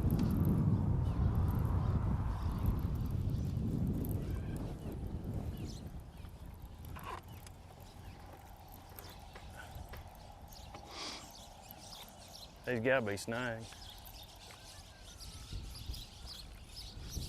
Ain't that big. God almighty. Yeah, he's hooked right in the top of the back.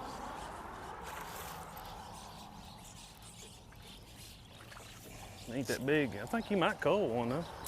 What's our smallest? 110. I knew he had to be snagged. That's over 110. That's a 2-something. 213. Almost 3-pounder. Snaggers. 2 in a row snag. Then you come back here and you give it all you got. You can't reel it fast enough. It looks like it's being fast forward. Lock up, baby. I ain't got no lock up yet.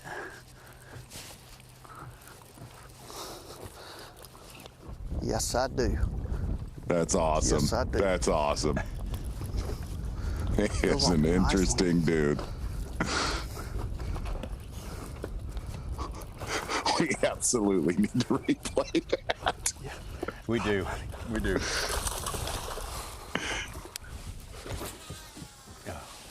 All I can do is cast again. It was a small one anyway. No, it wasn't. I'm done with that. Yeah, I seen it too good.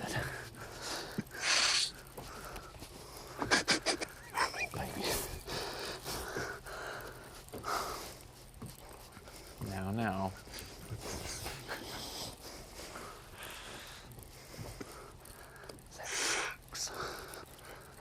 All you can do is forget about it. Remember that it is possible. It's when he bends his head down, it kind of looks hunchback a little bit. That's kind of the... Well, you could stay on him all day long. All day long, Tommy. All day long you can stay on him. Oh, come on. Let's get another one. Suits me. Get an even bigger one. In the tree. Come on, off there. It's not going to come off. A lot of times it'll come through it. Dang it.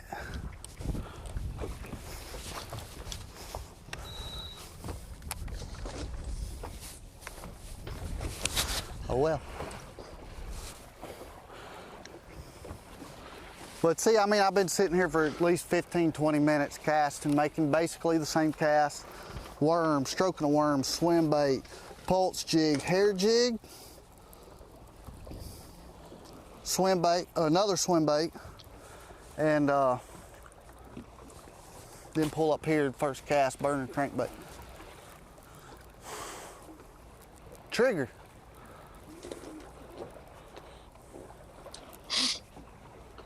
I didn't catch him though, as y'all seen. It wasn't a pretty sight for me, but it is all good. Scare it off for me so I don't have to drop it. Thank you, bud. See, that plug knocker's so good it just scares it off. You ain't gotta drop it. I hate going back and forth over top of them like this, but what chance you got? That's why I was saying, this place I've been starting casting first. Catch! I ain't gonna do that to you.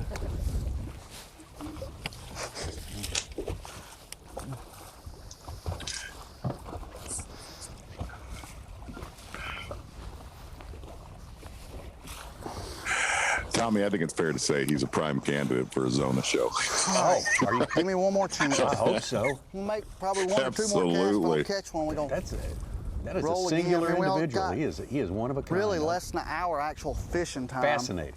Really intense. Yes. Intense. He will be the second. I'd like to hit this one. Pressure washer you've had on your my show. Best two places at least. One That's more right. time each, so that being this. The first one was equally as interesting. Yeah, and I have a feeling with Brian New, you and Matt Robertson, you can't air all of the golden nuggets that happen. Well, goes without saying, but You ain't locking up. Boy. Last time I said that, it worked. It was just more like he's there. He didn't really lock up because he didn't get it good enough.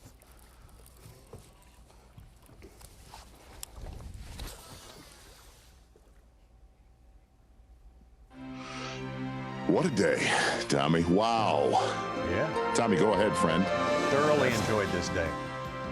Absolutely. Oh, yes. I mean, just bearing down to make it into the top 10, I think Brian New is there. He is definitely going to get there. Intensity plus. Oh. That's what we like to see out here. Hey there. Good stuff. Man, oh man. Boy, we're going to be back hey. tomorrow. If it's half as good as today was, it's worth the trip, believe me. Tommy, in all honesty, the championship Sunday that we all get to look forward to, you could not script this any better. Lee Livesey obviously still in the driver's seat, one of the best closers. Brandon Polinick trailing him. Gerald Swindle, two-time Angler of the Year champion, looking for his first Bassmaster Elite Series victory. That just sounds strange. Boy, if tomorrow can be a little bit like today, man, it is going to be a phenomenal final day here on Lake Fork. We are set up for a dynamic championship Sunday, to be sure. And again, we're coming your way at 8 a.m. Eastern Time on FS1 with 4 hours of coverage. After that, we back it up right here. Bassmaster.com. What a weirdly awesome day. Finally got one. We are not lacking for entertainment out here. It has been so good. The fishing has been tremendous and fully expected that. A lot of the unexpected, that's what makes for a great day on the water. Mark on that. Thank you all so much for being with us today, and we will see you tomorrow at 8 on Fox Sports 1.